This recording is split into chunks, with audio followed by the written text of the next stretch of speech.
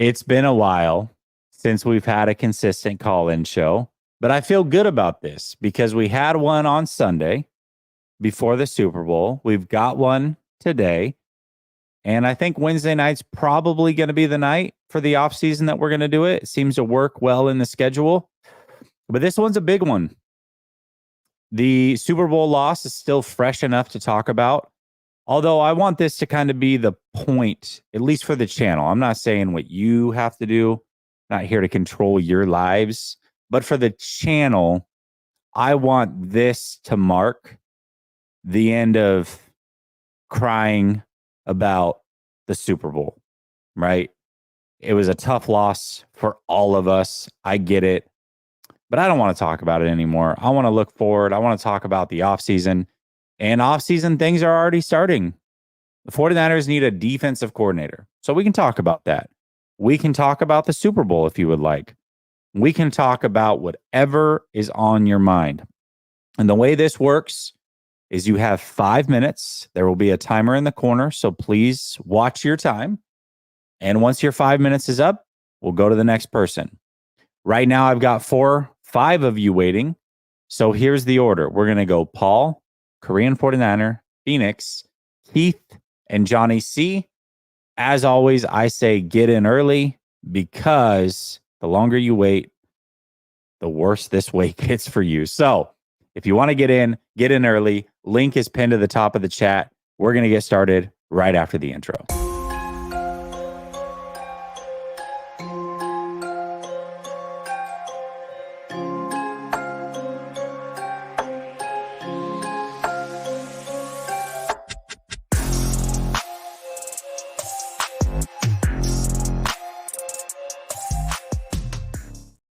All right. Welcome back to Last Second Sports, where we are giving you our take down to the last second. And it's open mic night, which means it's your night to take over the show. Got 5 of you waiting. As I said, let's get this thing cracking. We're going with Paul first. All right. I'm assuming you can hear me. Everything's just fine. With that, let me say first that I'm not going to badmouth any other creator. I'm just going to say that you're the only creator that I'm going to be paying attention to in this offseason because you keep it real all the time. Okay? I appreciate that, man. Like, I don't have to, agree, disagree with everything you say. You know, it's like I come in here. I don't want to talk about some of the things I disagree with because I only got 5 minutes. And, you have an hour and a half show, and it's like I'll agree with 90% of it, you know? So I'll throw you all the flowers that you deserve, bro. You're fantastic. Let's get the disagreement going. I like this. Okay, so first thing is we're going to talk about Purdy, and I wrote some notes here. And first thing I kind of want to ask a question about is I feel that people confuse legacy with talent, and it's like I can talk about the talent on the field, and I say like, oh, I see this player in Purdy, or I see these things in Purdy, and it's like, whoa, you're talking about Joe Montana. It's like, bro, quick footwork, processing, understands the offense, whatever. It's like Montana has a legacy. Okay, can I just say that I see things of Montana in him? Is that fair or not fair? Many things. When I look at players, when I saw Navarro Bowman in 2011, I'm like, this kid knows how to play. But people didn't want to throw his flowers until 2013. And I understand, I respect your position, Jesse. When you say I won 3 years or whatever, I'm looking at a guy, it's like I just want to see what the guy is on the field. When I make comparisons personally, I say this guy looks like that guy. That's what I see on the field. That play, that week, that season, whatever. It's like I'm not saying that this guy's going to be in the Hall of Fame or whatever. I saw Greenlaw. Greenlaw, he plays like one of our best linebackers, and he may never be the same again. But I think it's fair to say that in his prime, one of the best. So I see my clock ticking down here, and the thing is this. We don't have to pay Purdy for 2 more years, if I understand it correctly. We're going to year 3 and then year 4. In year 4, in the middle of the year, we can decide if we want to. No. He okay. No, because his contract is over after next year. So they can't pay him until 3 years in, and I believe his contract is actually over after the 3 years. I could be wrong about that, but I could have sworn when I was looking it up that it said something about the 4-year thing. But I don't want to eat too much of my time. But the fact of the matter is that's how I understood it. So if I misunderstood it, okay, great. No, you might be right. We get to see all of next year, I believe, to continue to make decisions. Okay, so moving on from that, you made a comment. You're right. It's 4 years. It's 4 years. 4 years. Yep. So you don't even start talking negotiations until the middle of the year after next, right? Until he's actually in that year, right? So Yeah, regardless, I know my I talk think is they'll pay technical. him. I think they'll pay him after No, next year. I think Okay, they go will ahead. too. And Yeah. that's the thing. Like I'm not sitting here like as a Jimmy supporter. This isn't about Jimmy, but I'm going to mention his name because he was paid after they traded Mhm. for him. They made him the highest paid quarterback in the league, and they front loaded it so that what is it in year three, like 2019, he was like the 12th highest paid quarterback. Right? Like that's the Mhm. reality. And John Lynch and Kyle Shanahan are not playing for their jobs for next year. They're extended. They're building this roster all these 7 years based on the cap and the fact that they have a future. They're not mortgaging the farm, hoping that they don't get fired next year. They've been building this entire roster. I go to overthecap.com and I look at 2026, 2025, all that. Like, there's nobody left to pay, right? Like, you can look at it yourselves. I want to save my time, but it's like, who are we saving for that Brock Purdy is not going to, like, if Brock Purdy gets 40 mil, if he gets 60 mil, whatever. I look at the quarterbacks, and the highest paid per year is Joe Burrow at 55 mil, right? Patrick Mahomes is at 45 mil a year, so he's 10 mil less than Burrow. So if Brock gets that 55 mil a year, whatever you say he deserves, it doesn't deserve it. It's like you think Lynch and Kyle are not planning for that? Like they planned for Trey Lance, did they not? Like it's not about knocking him, but like they drafted him, they're planning for it. They're going to plan for X quarterback to be paid. So I don't like hearing like, oh, it's going to cripple the team. It's like that's what football is. You pay this guy a bunch of money. Like if anything's crippling the team, it's like Bosa had what? The Super Bowl is like his only like truly great game. Like where was he all year? Defensive player of the year. And we paid him, but no one's got a problem with that. So like we're gonna be able to pay, we're gonna be able to afford Brock Purdy. Right? So I got like 44 seconds left here. And it's just like I made this other note. It says, I think Kyle is the one who's gonna hold Brock back more than Brock holding the team back. And that's because it comes down to this. I've watched a lot of quarterbacks over my years. I'm just a year or two younger than you. Peyton Manning, no, I'm not calling Brock Purdy Peyton Manning. Peyton Manning was allowed to run his offense. Tom Brady was eventually allowed to run his offense. Is Brock going to be allowed to run his offense? Because I never got that impression from Matt Ryan and all of them. Okay, if I think Brock Purdy's ceiling, yeah, he's pretty much at his ceiling. He's not going to get a stronger arm. He's not going to grow taller. He's not going to run faster. But he understands the offense. He understands the reads. He understands all that. Is Brock Purdy going to be given the keys, like Peyton Manning, like other guys saying, like, here are like my two pass calls, and you know what the run calls are based on the look, and you're going to go out there and you're going to command this offense. You got your little wrist thing, whatever, and you're going to call yellow dog banana, whatever, like at the line, like you're going to run this thing. Okay, I don't think Kyle's going to do that. That's that last play in the Super Bowl, that 3rd and 4, that he didn't call the protections, right? And people say, I don't know if he had the authority to do that. I think if anything's going to hold Brock back, it's going to be Kyle. And if Brock is allowed to let go somewhere else to another good team, it's going to be a coach that's going to let him take that next step and take the keys to the offense. I know I'm already over 5 minutes. Thank you for having me. I look forward to seeing you and calling in first thing next week too, bro. Hey, stay behind and listen because I want to answer some of the things you said. It was a great call and call in anytime. I appreciate you, Paul, for getting us started. I want to title this here or show this here. Let me see if I can find it. I don't know why my arrow is not working, but I can't find it. But somebody said that the title of this stream is the opposite of this stream. No, the point is like, let's get it all out on the table now so we can move on. That's what I was trying to do. All right. My point isn't that they aren't banking on paying Purdy or that they won't have the money to pay Purdy. My point is we have 29 years now of data in the salary cap era. You have two types of quarterbacks that win Super Bowls in the salary cap era. You either have elite quarterbacks, some are elite and they're not paid yet and they've won Super Bowls. That's actually less rare. Or you have elite quarterbacks that are paid big time money. The other type of quarterback that is won, inexpensive quarterbacks. So right now, Brock Purdy falls into the inexpensive quarterback category. Now, he might eventually reach elite quarterback status. And if he does, pay him whatever you want. Your window is always open with an elite quarterback. But right now, he is very inexpensive. So the window is open while he's inexpensive. My point is even if he's a very good quarterback, very good quarterbacks that are next in line always get paid elite quarterback money. And those players don't win Super Bowls. We've seen it all through the salary cap era. if a player is played, or a quarterback is paid, and they're not elite, but they're paid as if they are, they have never, ever, ever won a Super Bowl in the salary cap era. And the next time it happens is the first time that it happens. So the 49ers, in my opinion, have to be extremely sure that he is elite before they pay him. It's not about finding somebody better, because that's the next thing. Well, who are you going to find that's better? It's not about finding somebody better. It's about having somebody cheap or having somebody who's elite that is worth paying. Those are the criteria to win a Super Bowl. Not somebody who's better than your other options, but also very expensive. That is not the criteria. It's 1-0 ring. So anyways, great conversation. I would like to talk to you more about that and kind of get your rebuttal. So remember that for next week, and we can talk through it for sure. Appreciate you. Let's get to Korean 49er. What's up, Korean 49er? How are you? I'm good, Jesse. How are you?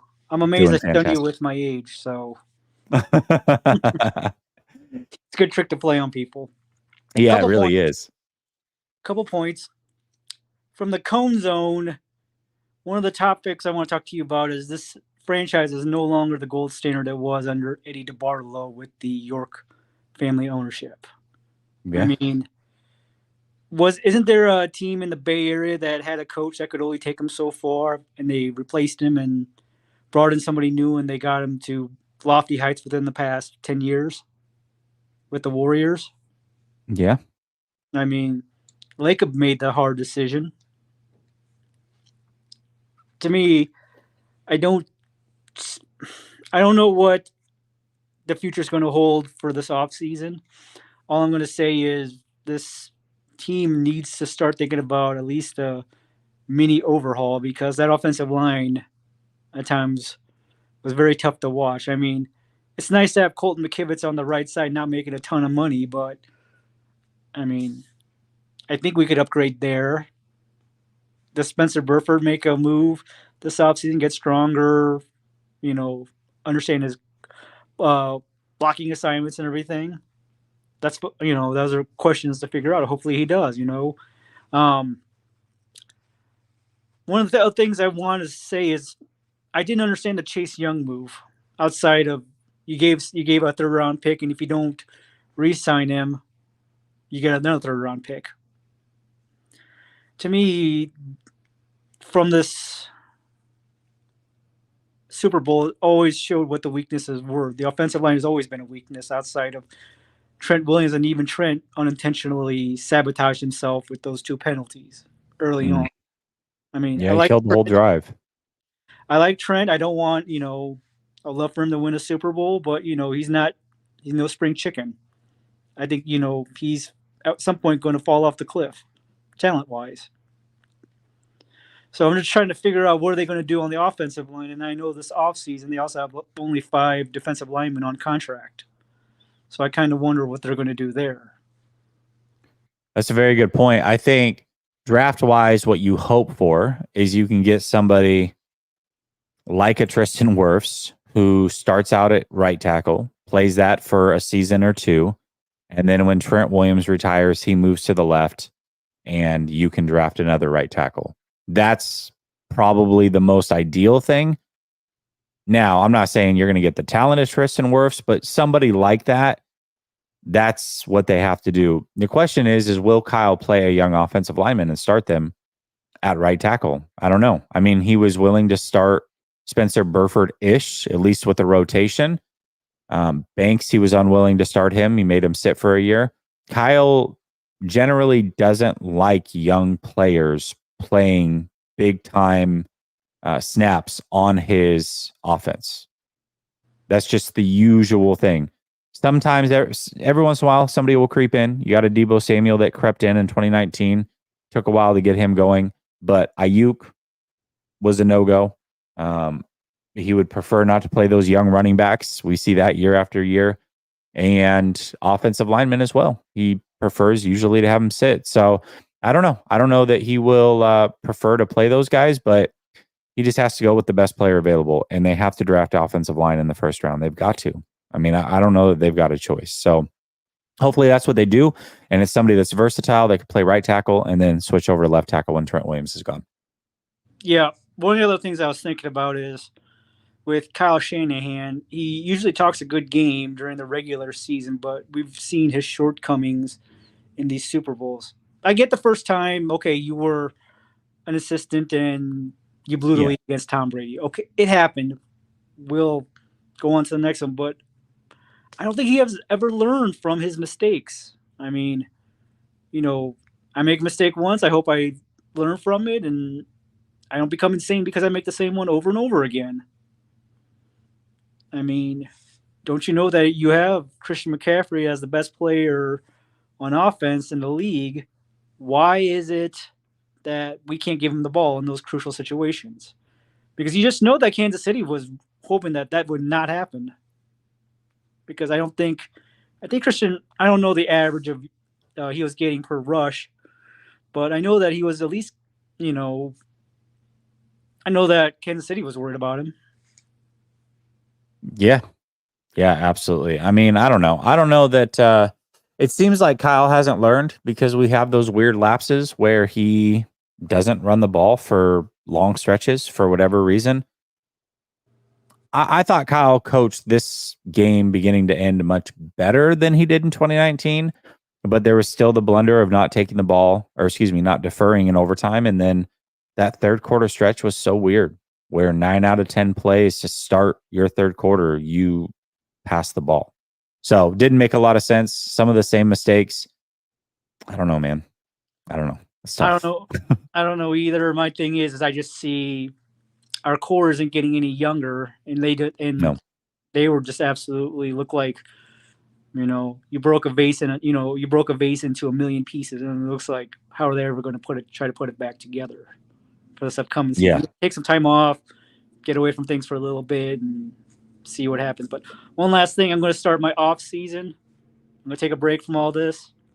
So I just want to give you the heads up. Remember from last season, I wasn't on. Yeah. I know. I was like, oh, where's Korean 49er? We haven't heard from him at all. So, all right, fair enough. At least I know ahead of time. I'm not going to be like, dude, where is this guy? Maybe I'll be going sometime during the off season. I'll just kind of be lurking and seeing. Hey, come in during draft time and free agency. Yeah, I'll take like a month or two off. Just we got some time for that. So, all right, thank you, Jesse. Appreciate it. All right, brother. Have a good one. You too. Yeah, last year he's always like the first person to call in for like a month and a half. Didn't hear from him. Like, dude, I hope he's okay. No way to like reach out to some of you guys are just in the chat and I know you, but I have no way to reach you. And I genuinely get worried if I don't hear from people for a long time. So anyways, Pythagoras says, thank you for all the great streams this year. Thank you for being a part of all the great streams this year. Daza says, we can afford Brock Purdy, but is he really worth 40 plus million a year? There's only 5 quarterbacks in the league that I think are worth that money. Yeah, I would probably go up to 7, but point well taken. Brother Bob says, what's up, Nails? Happy we scapegoat to Wilkes, aren't you? Yeah, definitely. Somebody asked in the chat about how do you get in? The link is pinned to the top of the chat. So just click the link. It'll bring you backstage. There you go. All right, we're going to go Phoenix, Keith, Johnny C, Neil, Vegas Hot, Nick, Niner Gang, Jason. That is the order. All right, we're going to go with Phoenix. What's up, Phoenix? Hey, how's it going? I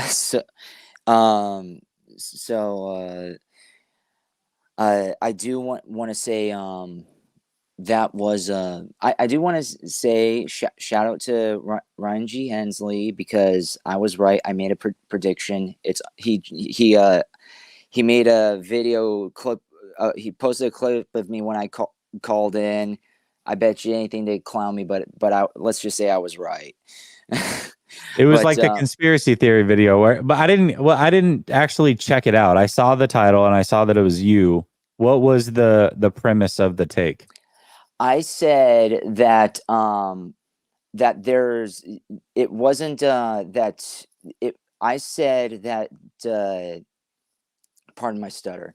What I said was that I want the 49ers to win, but I think the NFL umbrella generally has a bigger agenda because they lost a lot of views. So they want to use the Taylor Swift and Kelsey marriage or thing to push unity, because they lost tons of views promoting the anti-America and the anti-nuclear family, that they were using this Taylor Swift as basically the Swift and Kelsey story, because there was a rumor that, if they win, then Kelsey and Swift are going to get married, and so they're going to try to encourage Kelsey, that they're going to try to encourage that narrative and try to get the Swifties to get married and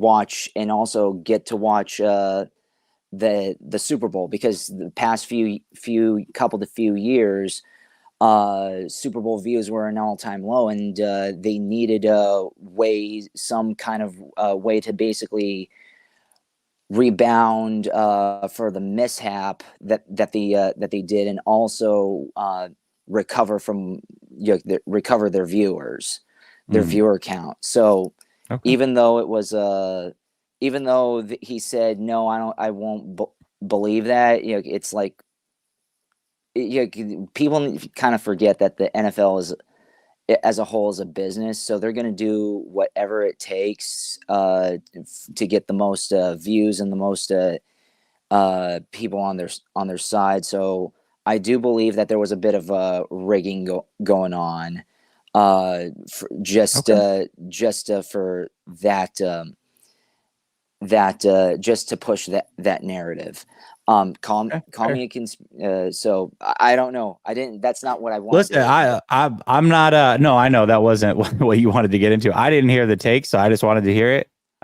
Listen, everybody's entitled to their opinions. I don't know that I necessarily agree, but that's all right. I mean, at the end of the day, the Chiefs did win, and that was the ultimate prediction. So that part you did get right, regardless of the reason why. I said, I want the Niners to win, but I think there's something bigger that goes beyond.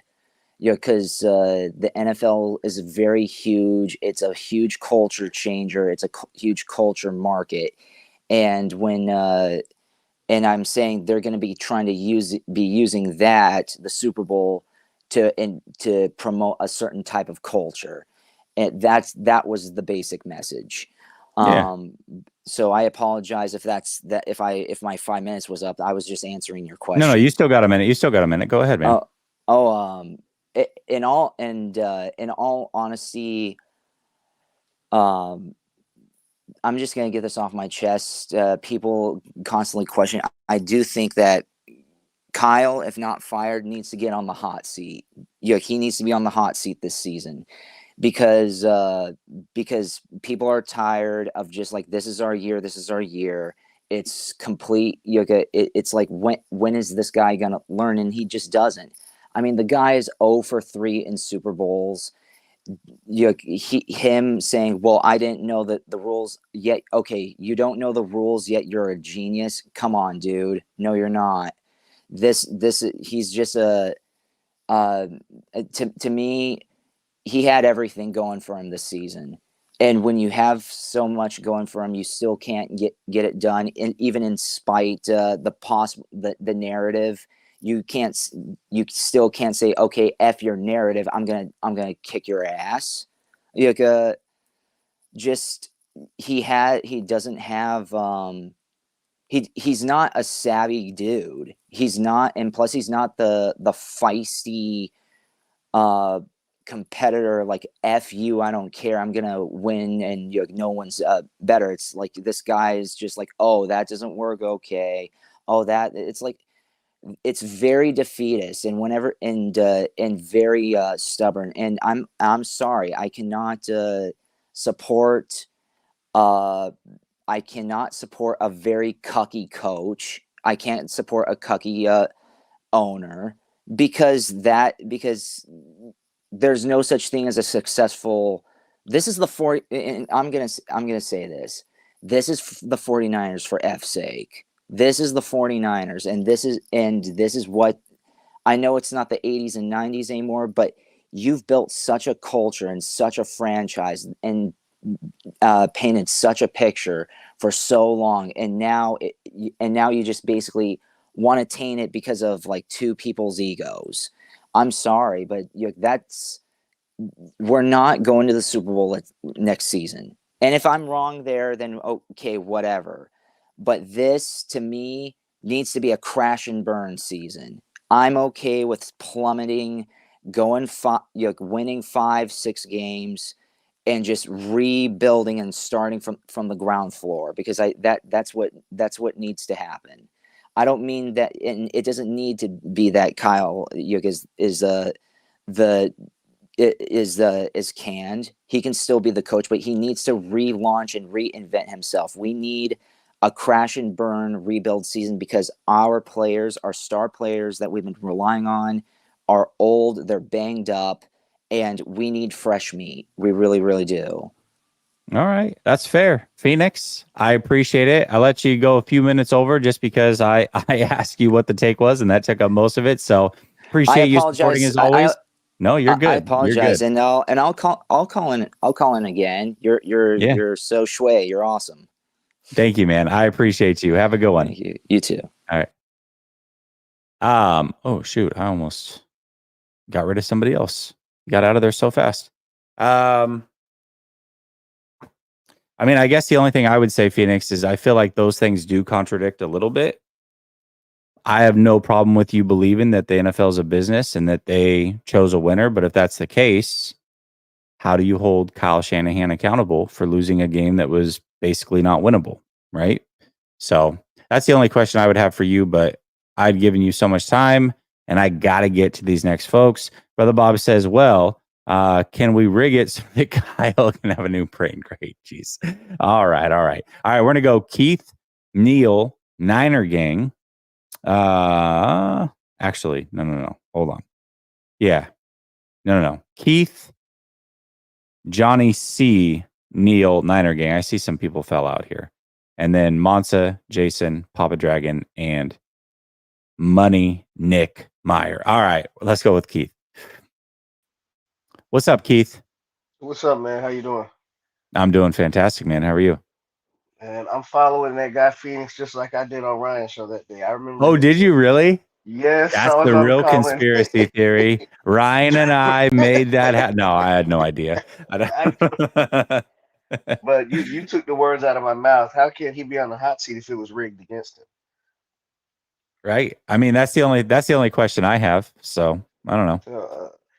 I just feel it's just a sick feeling, because I feel like everything was put into this year, and got the quarterback playing right, to your point, for the right money, and get to the Super Bowl. And a lot of things come out about the overtime, but I'm more upset that I don't think the game should ever went to overtime. And so people say they had 2 turnovers and we had 2 turnovers. I said yes, but they have Mahomes. Their margin for error in a game like that is bigger than ours. So for us to have 2 turnovers to 2 turnovers, that's a loss for the 49ers. That's not equal. That's a win for the Chiefs. If you ask the Chiefs, they would take equal turnover margin against anybody all the time, especially when we turn it over in the red zone and give them their only touchdown of the game. So that's my rant on that. And then, miss the extra point and lose Greenlaw. Those are my 3 biggest moments for me. The punt, Greenlaw, and extra point. No, I think it's fair. My whole thing is, listen, I think Wilkes and Shanahan there just wasn't a good fit. It wasn't a good match. I'm not surprised or even mad that they're moving on. My issue is that a lot of people are using that to basically say like Wilkes didn't do a good job in the Super Bowl, and are somehow have twisted this whole thing into the defense is the reason that they didn't win the Super Bowl. I don't understand that at all. That makes zero sense to me. You hold the best quarterback in the world to 19 points through 4 quarters. 7 of those, by the way, came on an extremely short field after a turnover by the special teams. That touchdown was what more do you want? Teams touchdown. That touchdown was a special teams touchdown. That was not a defense. So they essentially gave up 12 points in 4 quarters, man. Like, I don't know what more you want. Well, Other than that, and you forced 2 turnovers and got 0 points back out of those turnovers. what that let me know more than anything is that Wilkes was going to be gone anyway. Yeah, he was, in my for opinion. sure. And so For sure. it just looks worse because we lost. And so, and I feel bad because my cousin is married to Steve Wilkes. Oh, Yeah, he's from Charlotte, North Carolina, man. He's right. I mean, we live an hour apart for most of. Well, he doesn't. He didn't come to a lot of stuff because he was always coaching, mm. But the family was excited. Now they're blowing my phone up today, man. Y'all fired my boy. It's like, hey, Jeez. because they know I'm a big 49er fan. But let's get to the offseason because that game, it just makes me sick. Any big moves can be made. I know the salary cap is going to go up. You see any trades, or I know we have 11 draft picks. Um, you see them making any big boom moves? I haven't looked at the free agents yet, so not quite sure. I mean, right now they're technically over the salary cap. However, they're about to get the relief from the carryover this year. That's going to give them some money after their rookies, after re-signing players. I think they'll probably have, I would imagine, 15 to 20 to play with. So I think they definitely can make a move for sure. Definitely can make a move. I just don't know who the free agents are that are out there. So yeah, I think they can make a move. Where they make it, or who's willing to deal, not quite sure. And I think it would probably have to be through free agency. I don't think they want to give up any of these draft picks. Like a guy like Hassan Reddick, I would love to go get, but you're gonna have to give up draft picks to get him. So I want somebody that's a free agent. I think Snead is a free agent, but he's going to command a lot of money. Yeah. For Kansas City. Yeah. Legarius Snead. Yeah. But one more thing before I get off. A lot of people want Kyle on the hot seat and all that, and I'm frustrated with him, but I'm not there yet. And I tried to think back because I do remember Andy Reid's tenure at Philly. Mm-hmm. And at what point, I don't think it was at year 7, and Philly's supposed to be a much more impatient fan base than us. But I guess since it's been 30 years, I don't know. They had never won a Super Bowl, so there's that. But maybe Purdy can be this. I just think Mahomes makes Andy Reid right, even when he's wrong. And sometimes Kyle might need somebody that's going to make him right. Does that make sense? No, it makes total sense. The thing is that Andy Reid went and found Mahomes, traded up for Mahomes, and then to help develop Mahomes by learning his offense and what made him comfortable. So, to that point, Kyle tried to do that. He just didn't get it right. Yeah. With Trey. So that's gonna be. But at what point would you say? And I'm gonna let you go, man. At what point would you say he needs to be on the hot seat? I mean, they would have to not make the playoffs for a year. Okay. Kind of like Andy I think Reid, go that's realistic. 4-12, go 4-12, Something or like something that. I mean, and it doesn't matter the record. If you don't make the playoffs, you don't make the playoffs. So, I would say that's probably even the like a point. Belichick year where he went 11-6, and you don't make the playoffs. You still that's fireable. I don't think it's fireable. You said hot seat. To be fair, That's right. Okay, I did. That's true. Yeah. So hot All seat, right. yes. Fireable, no. All right. All right, man. We'll talk soon. Later. Yep. Good call. Good sound, level-headed call. I liked it. Call in anytime, Keith. GTC Real says Johnny C loves him some Kyle. Give him 2 minutes. Right. Golden Towel says 3 of 12 on third downs. Offensive genius. Man. Carlos says fan since 88. Those teams scared people. Now the top team laughs at us because they know that they can beat Kyle. We are the laughingstock of the NFL. Ooh, I don't know that we're the laughingstock, but one thing about Kansas City, and I said this during the season, and I didn't bring it up in the Super Bowl or before the Super Bowl because I was just hoping it would change. Kansas City looks at the 49ers like the 49ers look at the Dallas Cowboys. They're not at all scared of the 49ers. We strike no fear in their heart, nor should we at this point. Brother Bob says the new DC better hold Mahomes to 9 points in the Super Bowl. Otherwise, he's out. Fish and Chip says if no head coach is on the sidelines, we win, right?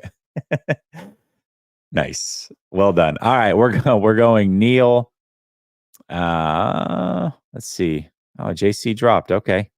Neil, Niner Gang, Monsa, Papa Dragon. I'm curious. I want to know what Money Nick's doing over there. This guy looks like he's a producer of some sort. He's got like a whole thing. He's like in a studio. That's crazy. I'm looking forward to talking to him, see what he's got going on. All right, let's go to Neil. I'm getting distracted here. What's up, Neil? What's up, Jesse? How you doing, man? Fantastic, brother. How are you? Devastated, man. I'm still devastated. It's been 3 days. I'm still like, wow. Like, this was the year. This was really the year. And it's just the fact that our sins caught up to us. Whether it was the O-line, the secondary. Well, the secondary is fine, but, even goes back further to like 2017, not drafting Patrick Mahomes. And now Patrick Mahomes is literally torching us. I mean, man, like, and it's just Kyle Shanahan just not being able to get out of his own head and trying to say, oh, no, we're going to do it my way. And if we don't do it my way, that like basically he wants all of the, how do I say, he wants all of it. Like he wants all of that, the credit.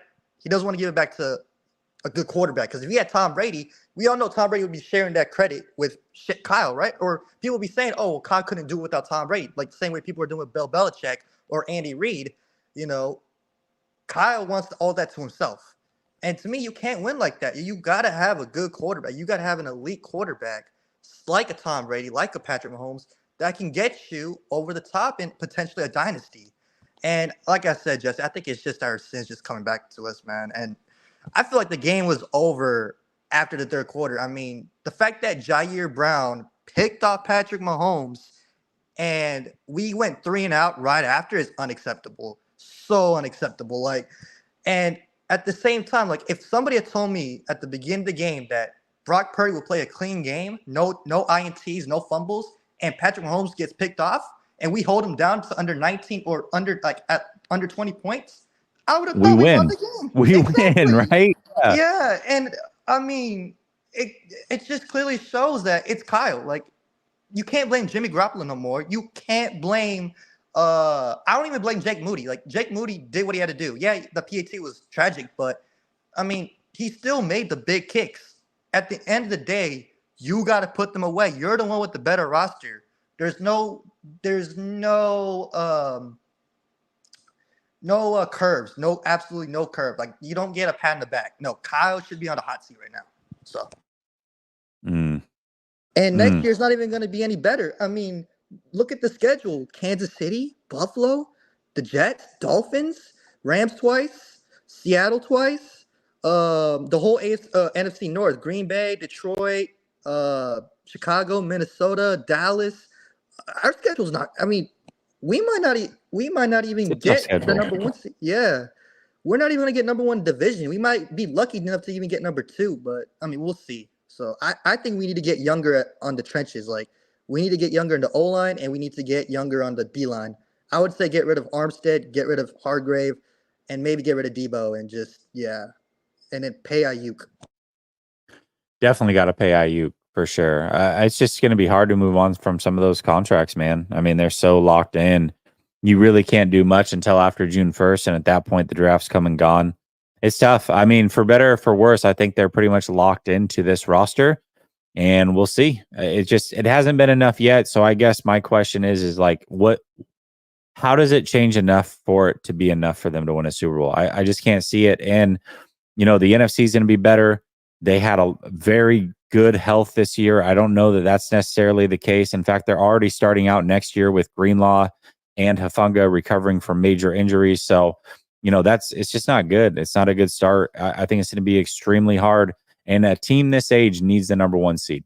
And I don't know that they're going to be the number 1 seed next year. So we'll see.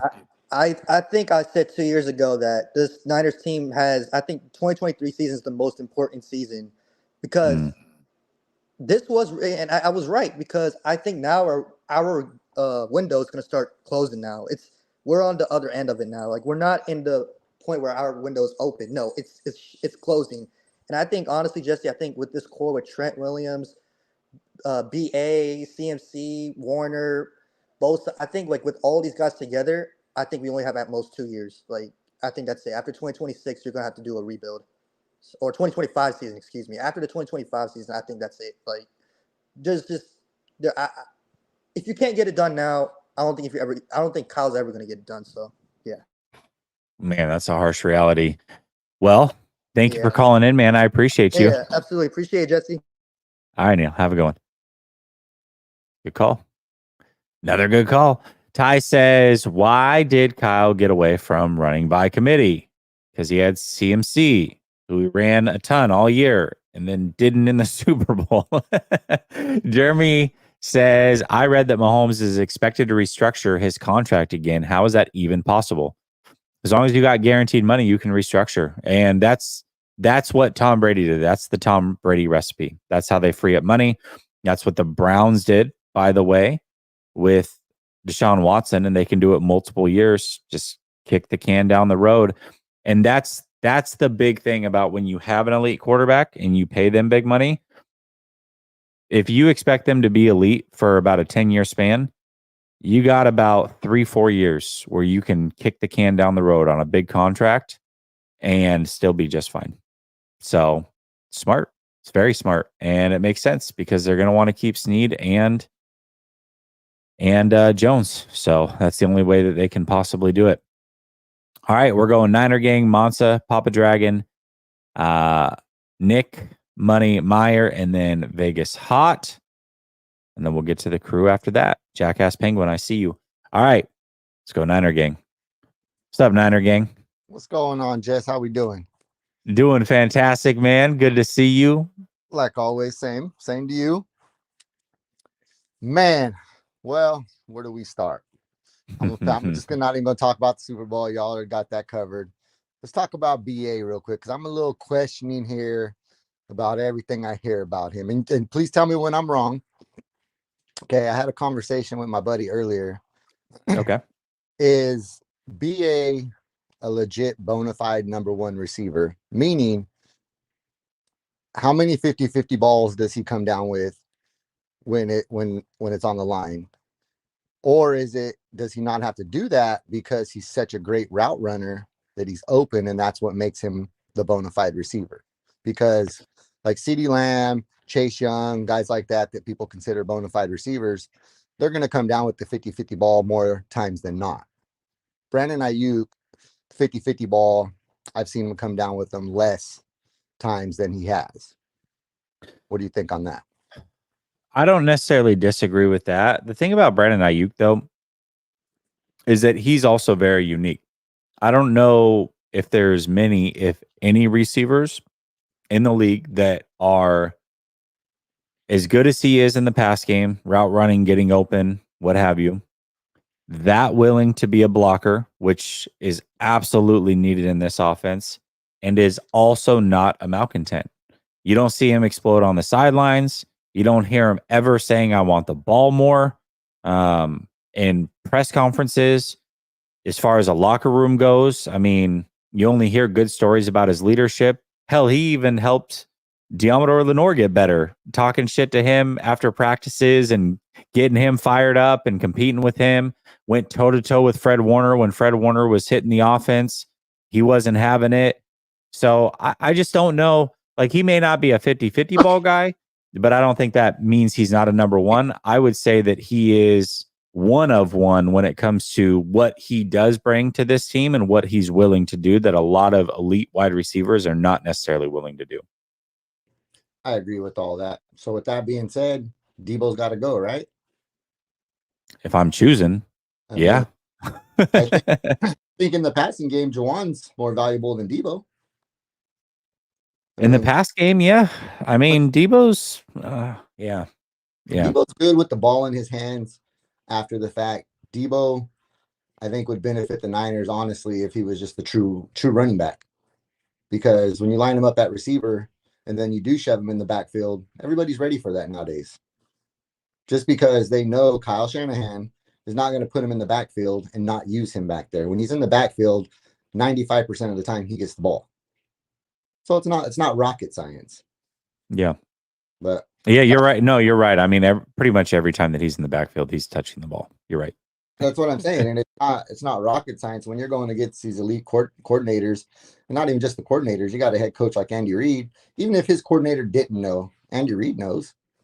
Andy Reid is, but I don't see how we get better next year with the massive amount of blows we're fixing to take this offseason. We've already begun to take them. I can't see us being better next year due to the simple fact Kyle Shanahan, he won't play the freaking rookies. He will not play rookies, man. I don't know what his deal is. Jair Brown's only playing because Hafunga got hurt. That's it. Yeah, he's not big on playing rookies. Kansas City, they won a Super Bowl last year, and they played a lot of rookies on defense, especially, and look at how it's paying off for him now. You know what I mean? So, yeah. But at the end of the day, last thing I'll say, man, I'll get out of here is I think that Super Bowl just simply boiled down to Andy Reid, Patrick Mahomes. They're just better than Kyle Shanahan and Brock Purdy. And it's no knock against Kyle or Brock Purdy. It's just the fact of the matter is it's not Brock Purdy's fault. He's not, physically talented like Mahomes and can throw crazy balls or whatever. And it's not Kyle Shanahan's fault that he's not as smart as Andy Reid and can't adjust on the fly. That's just what I believe, man. And Kyle Shanahan has proven time and time again he can't get out of his own way. So let me ask you this though. Between Kyle and Brock, who did their job better in that Super Bowl? Brock, 100%. I agree. Brock, I agree. Brock for his second year as a full-time starter, because I do take that into account. His second year as a full-time starter coming off a major surgery to go out there against Kansas City, the top 4 defense, I believe they were, and to throw as many times as Kyle made him throw and not turn the ball over, he did damn good for himself. Damn good. I agree. All right, man. Good call as always. Appreciate you calling in. Yes, like always, buddy. Thank you for the content, man, and can't wait to see what this offseason brings, brother. Yes, sir. Yes, sir. Later, man. All right. Okay, we're actually going to go to Johnny C. He's been in and out. I think he's having some connection issues, but he was ahead of everybody else. So now that he's back and looks like his connection's stable, I'm going to try to take advantage of it, and then we'll get to you. All right, Monsa? All right, Johnny C., here we go. What's up, Johnny C.? What's going on, Jesse? How you doing, brother? Fantastic, brother. Fantastic. So it's going to be a really unpopular take. Okay. But I actually think Jed is more at fault than Kyle is. For one reason. That's fair. For one reason. Jed enables Kyle. It's not the other way around.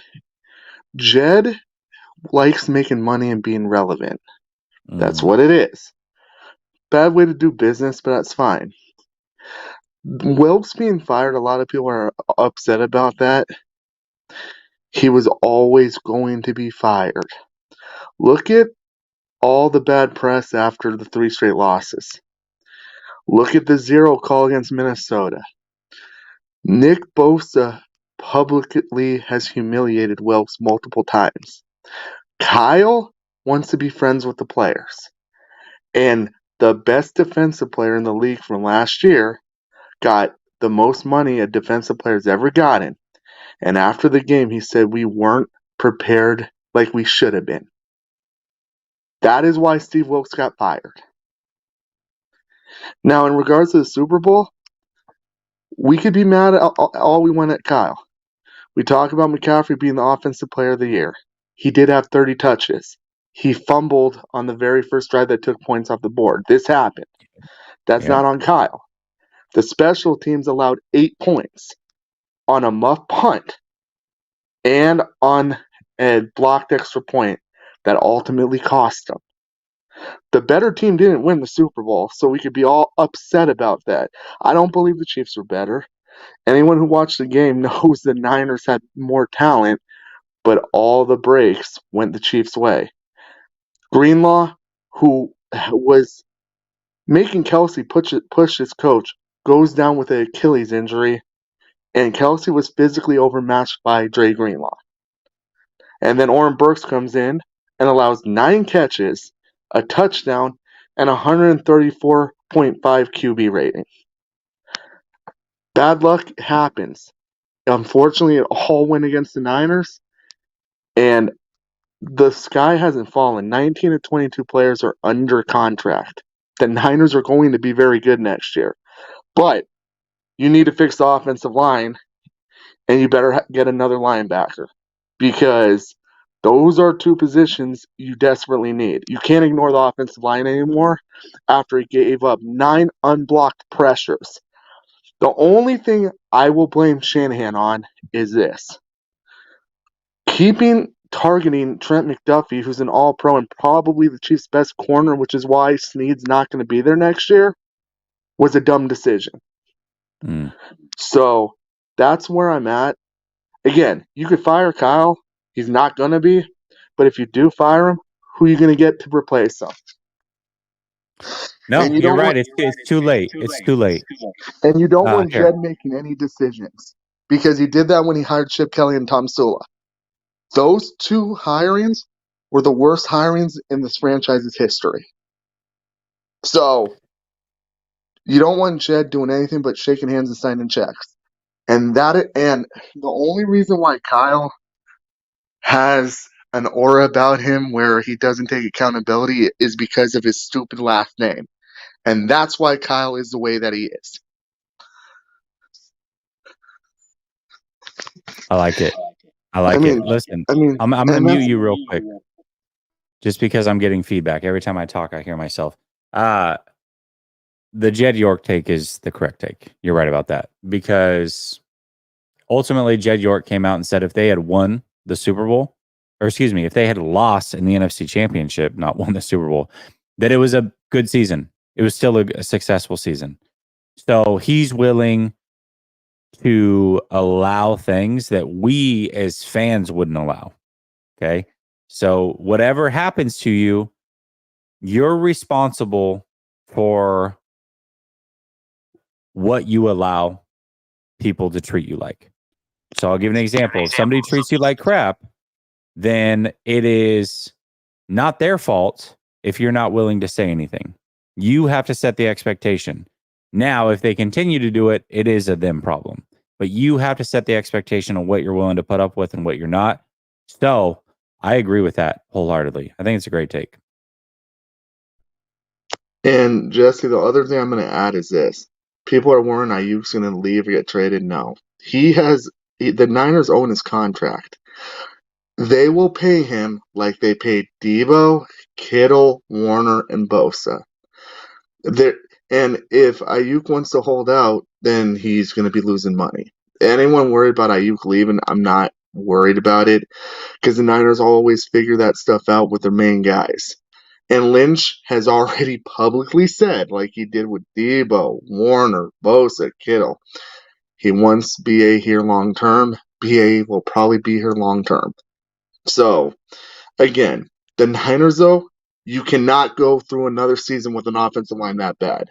I mean, Brock did all that with one of the worst offensive lines I've ever seen in my life.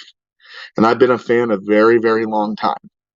I mean, you cannot have a right side of the offensive line that you can't even run on. I mean, it's pretty predictable when everything's going to the left, because the right side just stinks. And whether it's a right guard, whether it's a right tackle, whether it's a center, you need to fix that problem. It's been 5 years too long. And again, the left side, I'm fine with. You have Trent, you have Banks. Because the stuff you have on that line right now, those guys who are starting at guard and right tackle would not be starting on any other team in the NFL right now. I agree with that. And in terms of linebackers, the Niners will move salary around. They will sign a free agent linebacker. It's one of the best linebacker classes in a very long time. Patrick Queen, Levante David. Those are 2 guys that are out there.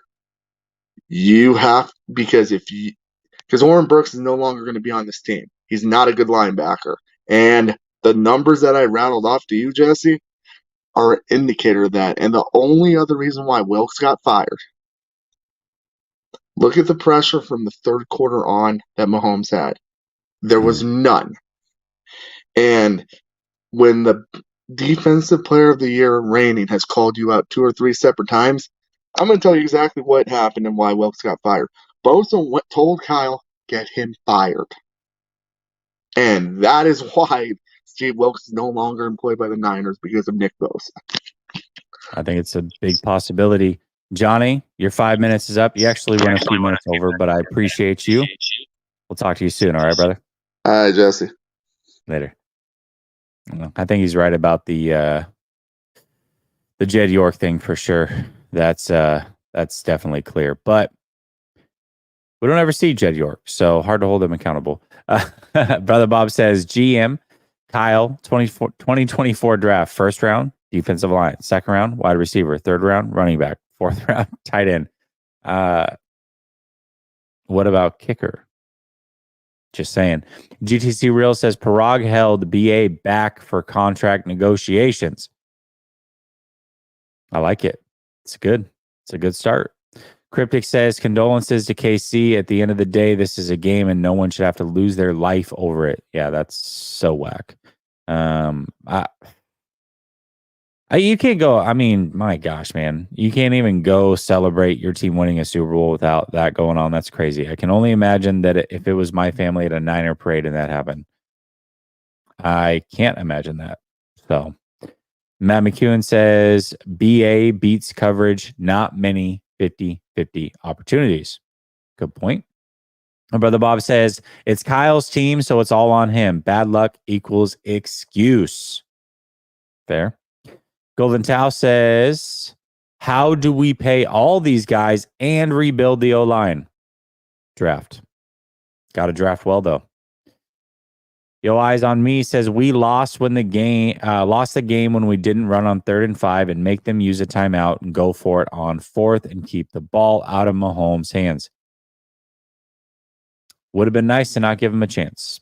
I agree with that. All right, let's go to Monza, Papa Dragon, Nick, Vegas, Jackass, Lewis, and Waruna. All right, let's go. Yo, what's happening? What's up, man? Man, what's going on? It's been a minute, man. How you been? It's been a minute, man. It has been a minute, but you know what, man? I feel like we talk all the time on Twitter. Yeah, we do. So there we go. But okay, so I wanted to throw a curveball. Okay, I like it. I like curveballs. So you're Jed York. Okay. Minus the ridiculous chant. And okay.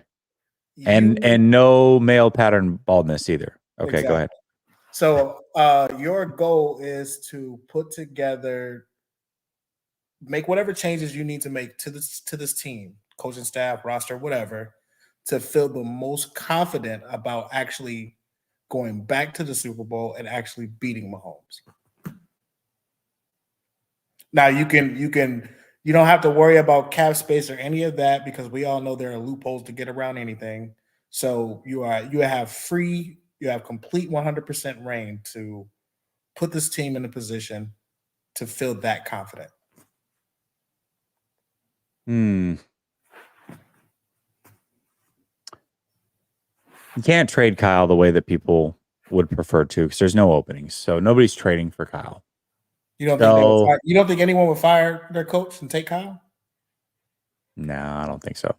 Oh, yeah. I don't think so. I mean, maybe, but I'm trying to think realistic, but also think about what I would like to do. Yeah, so, no, it doesn't have to be like some fantasy. I would have traded Kyle last year, but we all know how I feel. So,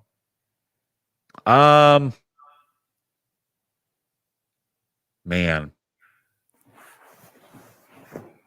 I just don't know what's realistic out there. I mean, the only thing that I can think of, honestly, Monza, that would win a Super Bowl is you'd have to get a quarterback that can transcend, and those guys just aren't available, man. I mean, what do you need to give up to get Josh Allen? I think that's the question. So the only other thing to do is to make your defense even better. The closest step would logically be I need my defense to be even better, isn't it? I mean, I guess they were a top 3 defense this year in points allowed. Okay. So if that's the case, then I'm trading for Hassan Reddick and I'm bringing in Brian Flores. That's what I'm doing. Oh yeah, Brian Flores. I like that. I like the Brian Flores. My son over here making noises. He made the mic drop face when you said Brian Flores. He made the mic drop. Brian face. Flores. Yeah, Brian Flores. He's super aggressive, and think about the defenses that gave us fits this year. They were super aggressive defenses. That's what we need. We need an aggressive defense. He had what, 2 playmakers in Minnesota? 2 or 3? Yeah. Yeah. And he gave Brock fits, man. Yeah. Gave it, blitzed the piss out of him. And then when he thought he wasn't getting blitzed, when he thought he was getting blitzed, dropped everybody into coverage and started picking them off. It's like, wow, okay. All right. Yeah, I see you. Yeah. Yeah, man. I think the most frustrating thing about this team, where this team currently sits, I just don't think they had an easier opportunity to take down Kansas City than what they had this year. And I don't trust Kyle in the draft because he doesn't play his rookies unless they're first round picks. So, and depending on what position that is, he might not even play them. Our last draft wasn't good enough for depth and for rebuilding. And I think that we're going to be in for either a rude awakening this year or a really bad team the year after. Mm. And I think that we're at a point where it's inevitable, and it could be both. I don't know that it's one or the other. I don't think we're if we get to the Super Bowl next year, it is going to be a lot harder than it was this year. Oh yeah. The Ravens defensive coordinator coming to Seattle was like, why?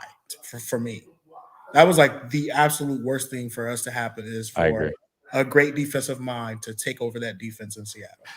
I just, I don't think that was that bodes well for us. Our schedule is very tough, and Jed is so if Kyle gets to 2 home games, he'll never lose his job. He'll be our coach for the next 15 years if he can manage to get the first 2 home games in the playoffs 7 out of 15 years. I think Jed will be happy. So it's unfortunate, man, but we're about to be held at the mercy of our owner, like Cowboys fans. We are the new Cowboys. Mm. I think that's what's coming. I think we're gonna be the new Cowboys. Dude, I don't even want to think of that. Somebody in my in the comments of the video, the post game video, called us Red Cowboys. I actually liked it because I thought that was pretty clever. But yeah. I don't want to actually be that. It's unfortunate that you have to think about your team in that manner. But man, look, man, nobody's gonna hold Kyle accountable. Jed's sitting there playing with that controller that's not plugged into the video game. And it's just like during with the Trey Lance trade where I said you can tell that Jed and Kyle are not old school 49ers fans. Like if I'm your owner and I know your history, my uncle owned the team, I'm not messing with Dallas in any capacity. I think that's the only thing that can get Kyle fired is if Trey becomes great and it bites us. I don't think there's any other way I don't even think a bad season will get him fired. Yeah, I just don't think he'll ever have a chance. So yeah, I don't think that Kyle's going to be around maybe 3-4 years longer than he should. Yeah, I mean, he's probably going to get the Marvin Lewis treatment. Yeah. Honestly, I mean, he'll be around as long as he wants to be around for the most part. So, this is about all right, bro. I just think dark days are coming. All right, man. You take it easy, man. All right, man. Have a good one. Later. I got a feeling. I hate it too. All right, be cool, man. Hey, oh, hold on. Before you go, and only you're gonna understand this. And if not, you can DM me after. But all I could think about during that Super Bowl when Kansas City won was what you DM me last year about what your kid, who your kid met at school and what he asked him. Anyways, talk soon. Yeah, I know exactly what you're talking about. Hey, I don't even like talking about it because it just creates so much chaos. I know. No, yeah. No, it's fine. Talk to you later, man. Hey, he in the background laughing. He remembered. Yeah. Later, man. All right. GTC Real says Purdy, Mason, Debo for Josh Allen, sign 11 and 15. I'd do it in a heartbeat. I think it's probably more like Bosa, Purdy, and a draft pick. And that's your jumping off point. But I don't know. I remember when I said I would trade Purdy and or Trey, whoever they wanted, and Bosa and a first rounder for Lamar. And people were like, oh, you're crazy. Bosa, you can't trade Bosa. Okay. Watch me. If I'm getting somebody like that back, watch me. Easily. All right, let's go. We're going to go Papa Dragon.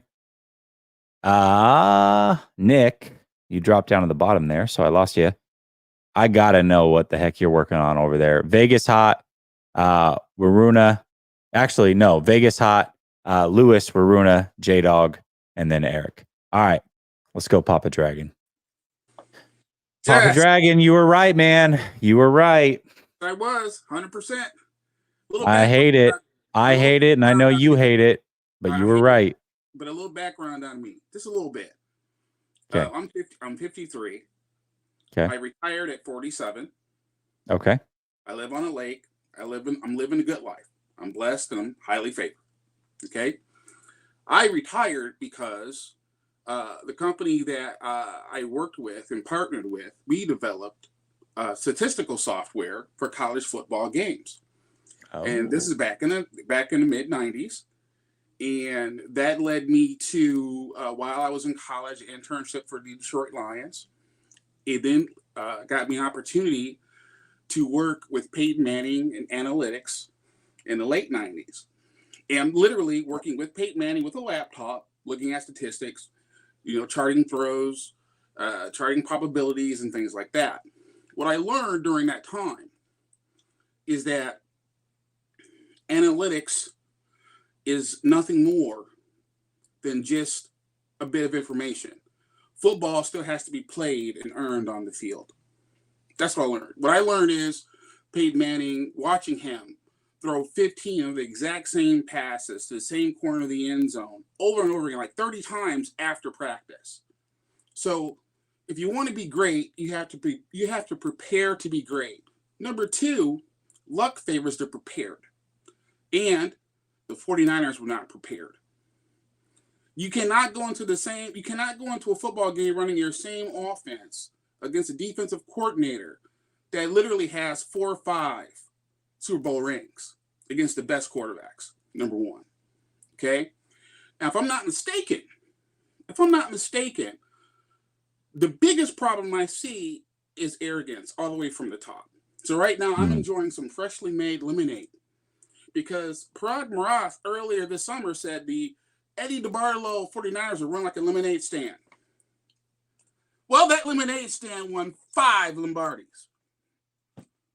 The Fortune 500 49ers have lost 3 Lombardis. So for all their analytics, okay, all their arrogance, it just gets them beat in the biggest of games. Kyle's great during the season, but as the teams get tougher, as the coaching staffs get better, when they force Kyle to adapt or they force him to change, he doesn't change. He keeps doing the same thing. So that's arrogance. When you are playing a football game, and I want everyone to put this in perspective. I know you keep saying we need a better quarterback. I agree with you, but I also don't agree with you. This is why. I'll be honest with you. When it comes to physical talent outside of size, Purdy's arm is just as good as Peyton Manning's was. But we don't need a better quarterback when he's this price, though. I mean, I'm fine with Purdy at this price. I'm with you 100%, right? Now, again, I'm a big-time critic. I do believe Purdy's too small. I do believe that Ayuk is a number 1 receiver on any other team. He is very, very, very good. There was times in this game he was wide open deep. But just like Purdy didn't do during the season, it was the same thing in Super Bowl. He didn't pull the trigger. Either because he couldn't get it there or he couldn't step into it. Whatever decision-making was, there was plays to be there. In the NFL, if there's one guy on you and you have a half step, that's open, right? Because I used to say it all You're the time. even, you're leaving. Exactly. I used to sit there, not say anything, but I'm looking at these. I'm looking at Peyton. I'm looking at the film with Peyton. I'm like going, that dude's covered. How the hell was that a catch? I would ask Peyton. That was not that. The analytics said you shouldn't throw that pass. He goes, in the NFL, that's open. Gotta get it up there, give the player a chance to get the ball. So the fact that you look at the scheme, and Shanahan he does not adapt his scheme. Once he has a scheme, that's the scheme. This is the blueprint. We're going to build this house exactly this way. So what happens is that when things happen, storms, tornadoes, Patrick Mahomes, he doesn't change a thing. Number two, the defense was very good in the first half, but they blew their wad. They blew it. They were tired after that first half. The halftime part, they were not prepared when they came out. They weren't ready. The 3 and outs didn't help.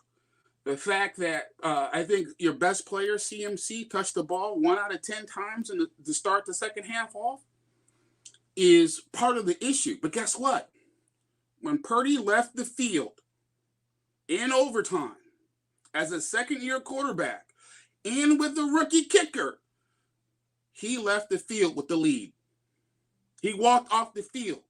He did what he was told to do. He left the field. And even the last play he took was a busted play by the offensive line. Right? Busted. Now, instead of us trying to manipulate Chris Jones, the Chiefs started manipulating Bosa. They started to get him to crash to the inside. Remember that word I said, arrogance? You know that running play that they had for Mahomes in overtime? They hadn't ran that in over 2 years. You're exactly right. They set him up and set him up and set him up until they needed it most, and then they used it against him. That's because Reed adapted. He said, this crap ain't working. I got Kelsey in my face. I got to draw some shit up in the dirt. We got to do something different.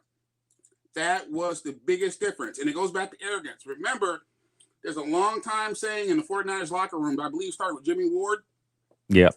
Said running quarterbacks aren't real. That's fake football. Okay? Do you know how many times, if you look at the 22, you'll see multiple times where the Chiefs, look at the 22 and listen to Spagnuolo's interview with how much respect he had for Purdy, that he put up to 2 spies on Purdy after that Detroit Lions game. Yeah, he didn't want him to run. Of him running, right? Yep. You know how many spies we put on Patrick Back Mahomes? breaking. How many spies did we put on him? 0. 0 spy. Fred Warner's back was turned to Patrick Mahomes on the 4th and 1 play. Mm-hmm. That's how you're right. When you're not prepared. This has nothing to do with conspiracy theories, because conspiracy theories aren't real. I'm all about the truth, and the truth is on the tape. The 49ers have a good enough team to win. You lost the Super Bowl against the best quarterback, against the best offensive coordinator, against the best defensive coordinator by 3 points because you weren't prepared. That does fall on Kyle. But Kyle can't catch the punts. Kyle can't be prepared to play the football game, Debo. But Kyle entitles it. He entitles it because guess what, Debo? Come on down to Cabo with your fat ass. Let's party. Okay? That is not how you run a football team. You don't create cliques in your football team. And what you have is when something goes bad as this, now you have all this infighting because you have cliques. You have people saying it like, Juice starts saying some stupid crap. You say stuff you don't have to say. Oh, I didn't know that was overtime. You're just creating more controversy, trying to get the light off yourself. Let's put it on Kyle a little bit. So can Kyle? And then he walks it back. He always walks it back. He says the wildest thing, and then he always walks it back. Papa Dragon, I gotta let you go, man. You've gone almost 10, but I appreciate it. That was a great call. I'm sorry I went so long. Jessley, bless you and your family. You guys hang in there, fam. 49er faithful. Trust me. This team has enough to get it done. Just got to be prepared, baby. That's it. Yes, sir. Love it. That was a great call. Very, very good call. I'm not mad that it went 10. but I had to cut you off because you got people waiting. And I got Nick back, and I'm going to go to him in a second. So I'm so damn curious as to what he's doing. I mean, you guys can't see what I see, but he's got like a whole control panel in front of him. Anyways, Marcus says, Jess, where did you get that shirt and hat from? Love the content. The hat I got from Fanatics. It's a New Era, so probably find it anywhere. And then the shirt, DM me on Twitter and I'll send it to you. I don't want to give them free pub because I gave them a chance to sponsor the channel because I knew that if I wore their shirts, they're fire and people would love it. And every time I wear it, people love it. So anyways, Cryptic says, how would you rank the wide receivers? In my opinion, no order. I got JJ, Chase, Cup, Adams, Evans, AJ, Hill, Lamb, Diggs over Ayuk. Wonder how much he would ask for. Yeah, the problem is a lot of those guys are older, right? So who would I wouldn't take Cup, Adams, Evans, Hill, or Diggs over him technically because they're all older. They're all much older than he is. So I mean, as far as what his value is and his age and everything, he's easily in the top 10. I'm not saying for 1 year he's in the top 10 necessarily, but he's close. He's very, very close. So you got to pay him, man. You got to pay him. All right. We're going to Nick, and then we're going to Vegas Hot, Eric, and then Aruna. What's up, Nick? Testing 1, 2. Can you hear me? I got you. Yes.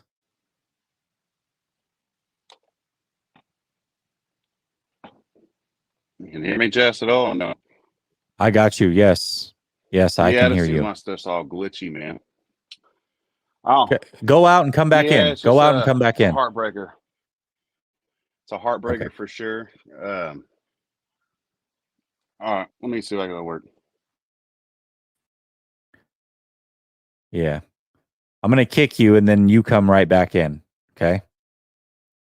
All right. Perfect. He's been waiting for so long, man. I don't want, I feel bad. And like I said, I got to know what the hell he does. He's a DJ or not even a DJ. I think he's like a music producer. He's legit. Looks like he's in a music studio. All right. Let's see if we can get him back here.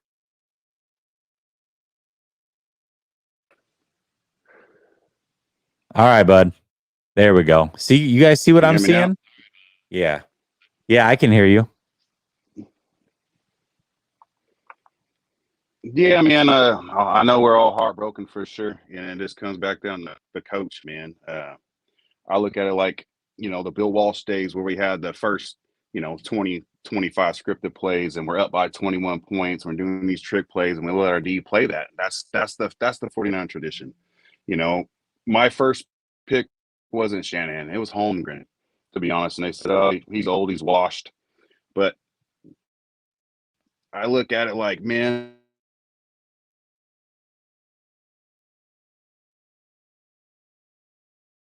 no, it's just not going to work.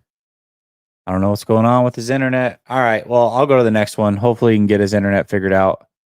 I still want to know what he does for a living. All right. I'm going to go to Vegas and then we'll see if Nick can get his stuff right, man. What's up, Vegas? Hey, Jesse, what's going on? What's going on? Doing good, man. How you been? Trying to get over this. This hangover, this Super Bowl losing hangover lasts about 2 weeks at least. For sure. Yeah, I because there's no other game. I wish I could go to the doctor and get something prescribed for that, but hey. I feel man, but you know what, Jesse, the faithful, we deserve better than this. I live in Vegas and everybody from everywhere of not only the country but the world was out here. All see a red. There was definitely a home game. There was no excuse to lose that game like we did. We should have we went over. We should have won the game in the 2-minute warning. 2-minute warning. We failed to do so. We should have ran the ball twice and ended the game right there. Why give the ball back? I don't understand that. And just another thing that gets me, Jesse, Well, the players say that Kyle is very honest to Mm. them. He might be honest to them, but to the faithful and to the media, he's the most dishonest person you could ever meet. He would say one thing in your face and do another, and it's just so discouraging, the things that he does in his press conference. And he keeps everything like such a secret. We follow the team. We deserve to know what's going on and what's happening with it.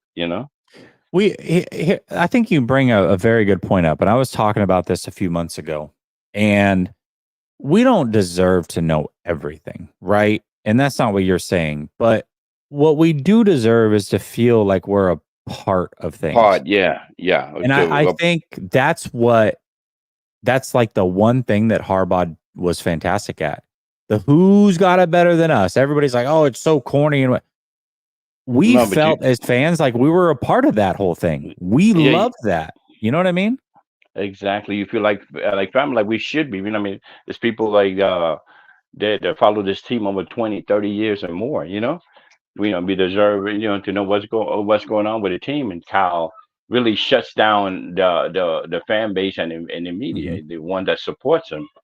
And It really feels like it's an us versus them mentality. yeah, and it shouldn't be that way. And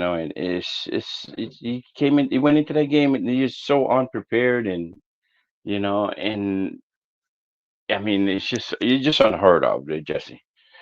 Anyway, the Ayuk situation, they need to sign Ayuk. They need to give him whatever he deserves, because he earned every dime he played for.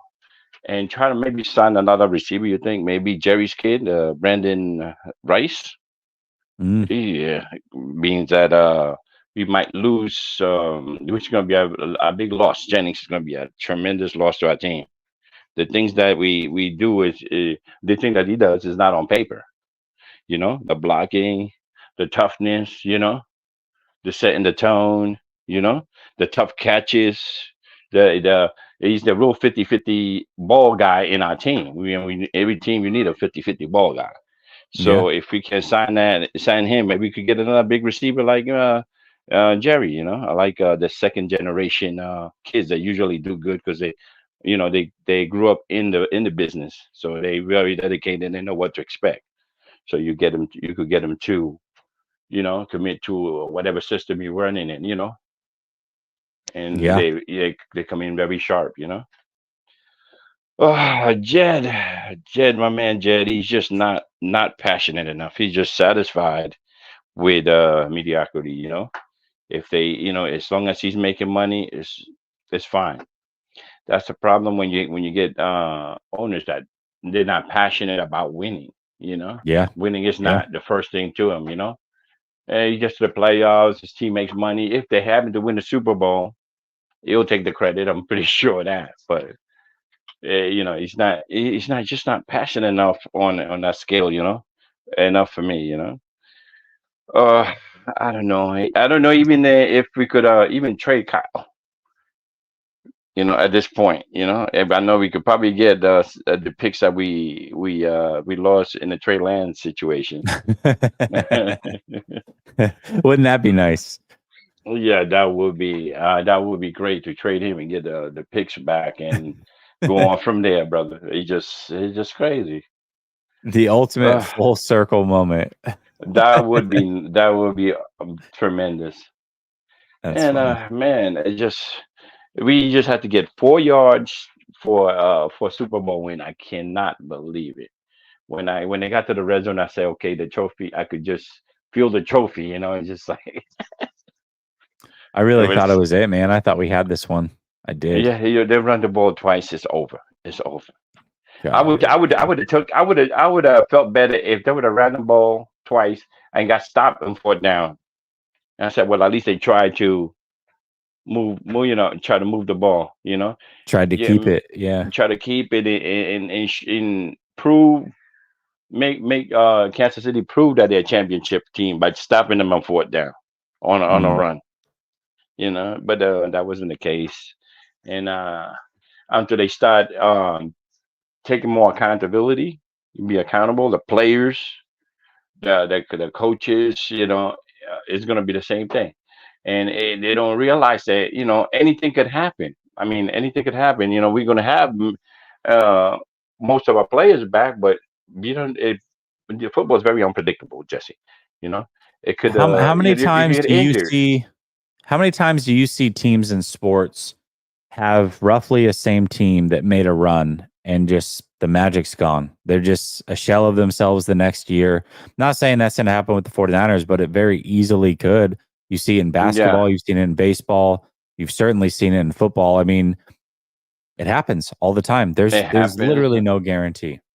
Yeah, and with the injuries, injuries Mhm. it's in football more than any sport.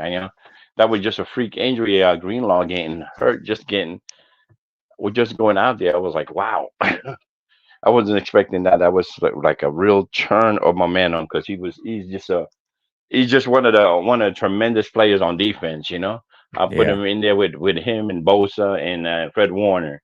You know, and once we lost him, we lost like an energy to the defense. I don't know if it everybody was felt the tough. same way, but it was just a lot of energy lost, and he was Kelsey was so frustrated. With Greenlaw out there, and it just made a big difference. And Yeah. man. It definitely did, man. It's I, a hard one. I Vegas, I went, appreciate it, man. I gave you a few extra minutes there, but I do got to get to the next one, man. Call got in you, man. Hey, anytime. hey, thank you. I We'll talk appreciate you, soon. brother. Keep the Absolutely, man. good. All right. Bye bye. Later, man. I always enjoy talking to my man Vegas. All right, let's see if we can get Nick going now. At the very least, I got to figure out what the hell he's doing in the background. What's up, Nick? Testing. Can you hear me now? Got All you. right, man. I'm new to this whole StreamYard, and I was running. You I just was need running. decent. Yeah, You need like yeah, upload speed is what the problem yeah, is. Yeah. yeah. I just switched it to 5G, and I'm not a big fan of that neither. You know, but yeah, I don't know. I'm back here. I'm an audio engineer by trade, man. I was working on one of my mixes. You know, worked with E40 before my last project, man. I'm trying to kick the Sneak and Bubba Sparks on some records right now. My I partner, like it. my partner, I helped him set a studio up out there in Fort Myers, man. He got an investor and I helped him set up out there in Florida, man. I went out there last year. I wasn't used to humidity, man. I was walking out there with a You towel, like, you know what I mean, If off you're the out here fairway. during the summer, Yeah, it's awful, yeah. man. The Oh other yeah, 9 months are great, but those summer months, yeah, man, absolutely not. It's almost yeah. unbearable. Yeah. Yeah, I was sweating like a politician on election day, man. It was bad. It was like, oh gosh. But it's beautiful, man. I loved it out there, man. People are way nicer than I'm in Cali. I'm in Northern Cali, man. Yeah. I'm like, I don't know. I'm like 30 minutes away from Sac in a little town called Marysville. But Mhm. yeah, man. Just mixing a record, working on it, man. I'm just I'm heartbroken like the rest of everybody else, man, the faithful, but I just look at it like at some point in the game, I think the core guys, they gotta start calling their own plays, dude. And they're like, hey, what was it last year? Use check in the was a divisional game. He was like, let's run the ball, Kyle. Like, what are we doing? You know what I mean? Do you Yeah. remember that? I Against don't know. Like, Dallas. yeah, Dallas. man. Yeah. Like, what are Yep. we doing? But I didn't see one half. But we get a halfback screen to McCaffrey. You know, where was that, dude? Like, that's coaching 101. We all know McKivitz is McSackey 2.0. Like, we can't run Mm. that way. You know, also, yeah, what Greenlaw was done, it was like a totally different defense. I think Fred was too worried about doing other people's job instead of him just trying to put the clamps on Kelsey. Um, yeah, I don't want to say all the refs did. I'm not gonna do that, man. It's the biggest play of the moment. So you got to go out there and you got to execute. Um, they gotta ride the horse that got there. With CMC, man, keep feeding him the rock. I don't know why how many times did Brock throw? 38 times. The 40, I kid's think. Something like the that. kid the kid's not John Elway, bro. Like, I don't know what what Kyle's thinking. Like, he should be throwing 20, 25, maybe 28 tops, dude, and just run the rock, dude. Run the rock. But I think I was talking to Ryan before, on Instagram or whatever. It's like, dude, I want to see Debo in the backfield with McCaffrey, the old Raffman, Roger Craig days where you're doing that, the misdirection, the fakes, and like, where was I think the genius left in McDaniels, man. I don't think it's Shanahan, you know. Yeah, Shanahan can get you there, but we're not going over the top like, Sylvester Stallone and Rocky, bro, over the top. I look at it like, why would they fire Wilkes right now? Who are they going to hire? You got a guy out there, Bill Belichick. And that'd be kind of crazy, right? I know it's hypothetical, 10 hats, but look at it. He's a defensive guy. Bill Parcells tree, and then you can mesh that with a Bill Walsh tree. I don't think anybody's ever done that. They gotta do something to spin it and do what they can to spin the narrative. Because like everyone's saying, hey, we're the first losers, and Jed, he's content with that because it's making tons of money. But I think Brandon's not going nowhere, man. He's staying put. He's staying put. They got to pay Juwan. They got to pay him at least a couple mil. But I know we're getting to the draft now, but I'm thinking Jerry Rice's kid's nice second round pick, dude. And he runs a 4.3, he's 6'3 and a quarter, and he could be that outside guy and put Debo in the slot where he belongs, dude, as a gadget guy. Line of scrimmage, doing all that, create separation. It's a lot like Allen Iverson, bro, in the open court. You get him to open the court, he's trouble. That's Debo. That's Debo, man. And who's our linebackers we drafted this last year? The young kids, right? Jalen Graham and D Winters, yeah. They're hogs, dude. But obviously they're rookies, so they won't play him. Like I believe, Burks and the other special teams guy, I think they're gone. Odom, I think they're gone. So they're gonna have to step up. But our first pick, we gotta get a right tackle, dude. And then, like I said, I think we're gonna make a trade and get a right guard somewhere.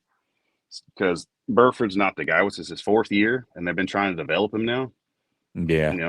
He got rolled and flicked like a booger, man, and then missed assignments. Like he's, what I mean? He's just, come on now, like he's not the guy, dude. And then it's a lot of pointing the finger, blame game, but Brock did a hell of a job for what he has and what he is, his capabilities. I think he can get back stronger, have a healthy offseason. He's going to start running, man. I'm surprised Juszczyk said he's coming back, dude, to be honest. My cousin, I talked to Ryan, dude, about, and I even try to talk to Larry. Larry's kind of, I'm not saying he's, bullheaded sometimes, but my cousin plays for Arizona State, dude, Cam Scatterboot. Okay. And I could see him being converted into a fullback, dude, like and replacing Juice, because after they played Cal, dude, I think my cousin had a pretty good game. He had like 65-yard reception. CMC actually texted him, bro. So I could see him maybe late round pick, to comparing him like Tyson Hill or Taysom Hill, wherever the hell his name is, in that manner, because he was up for the Paul Horney Award, but Dion's kid beat him out, Travis Hunter. My cousin got the fan vote for like 53%, but it was like 16 panels of like retired football players.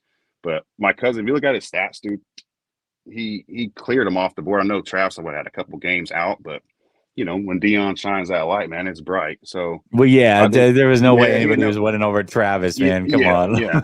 So, yeah, they had my cousin playing quarterback, dude, running back and punter, and they were like on their 3rd string quarterback. And, anyway, I could see that happening. But I don't know who they saying works for the defensive coordinator right now. I mean, I think they're going to stay in house and go with Daniel Bullocks, but I don't know, man. I'm not sure. I don't know. Ain't there like 5 or 6 guys that already left now? Kubiak left, the defensive assistant coordinator left to go to the Foreskins.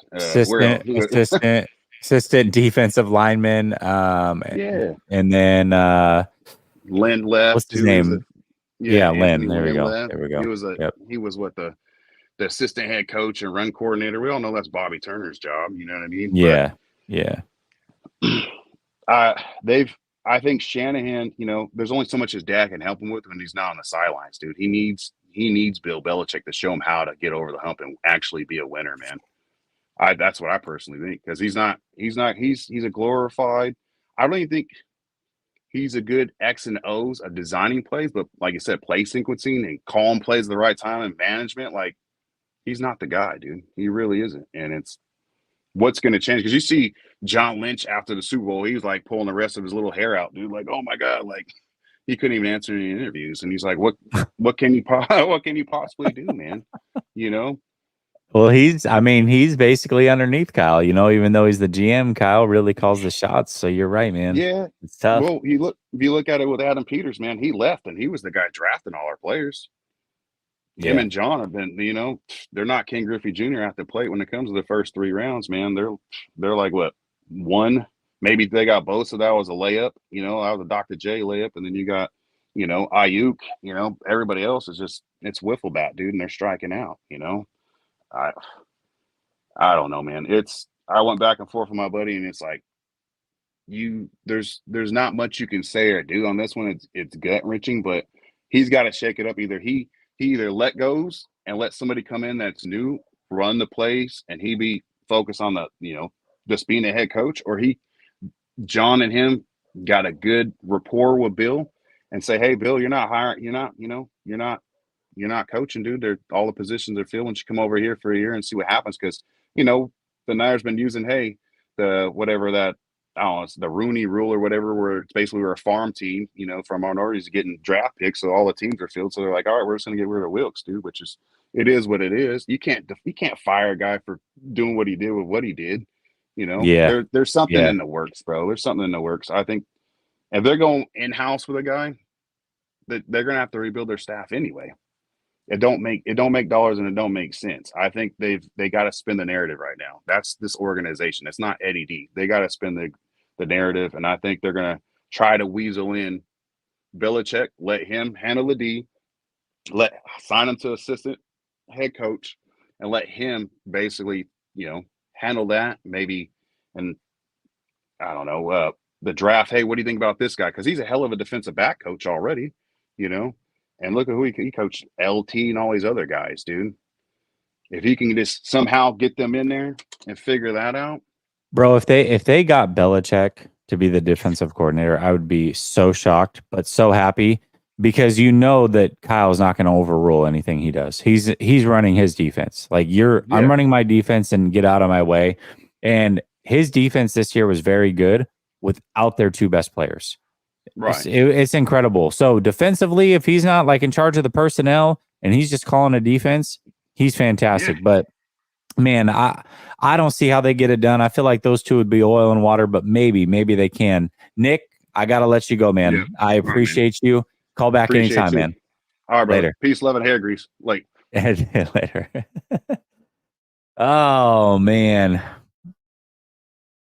Yeah, I like Bullocks too. It's not that I don't like him, but it's not Bill Belichick. Anyways, all right, let's go to Aruna. What's up, Aruna? Still recovering, Jesse. It's been pretty hard, but still recovering. Yeah, it hasn't been easy. Yeah, I mean, for me, because I follow multiple sports, and I have seen other sports where I follow very dearly. One of team, my team back in, my national team, Sri Lanka, they lost 4 World Cups in span of 5 years. I went through that. I went through that heartbreak. After that, I thought I would never be heartbroken after losing a game, but it happened.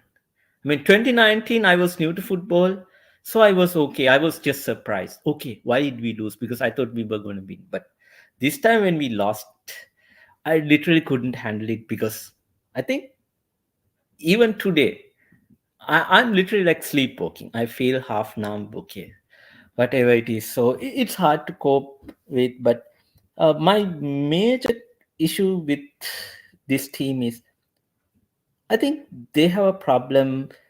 There is no, what do you call,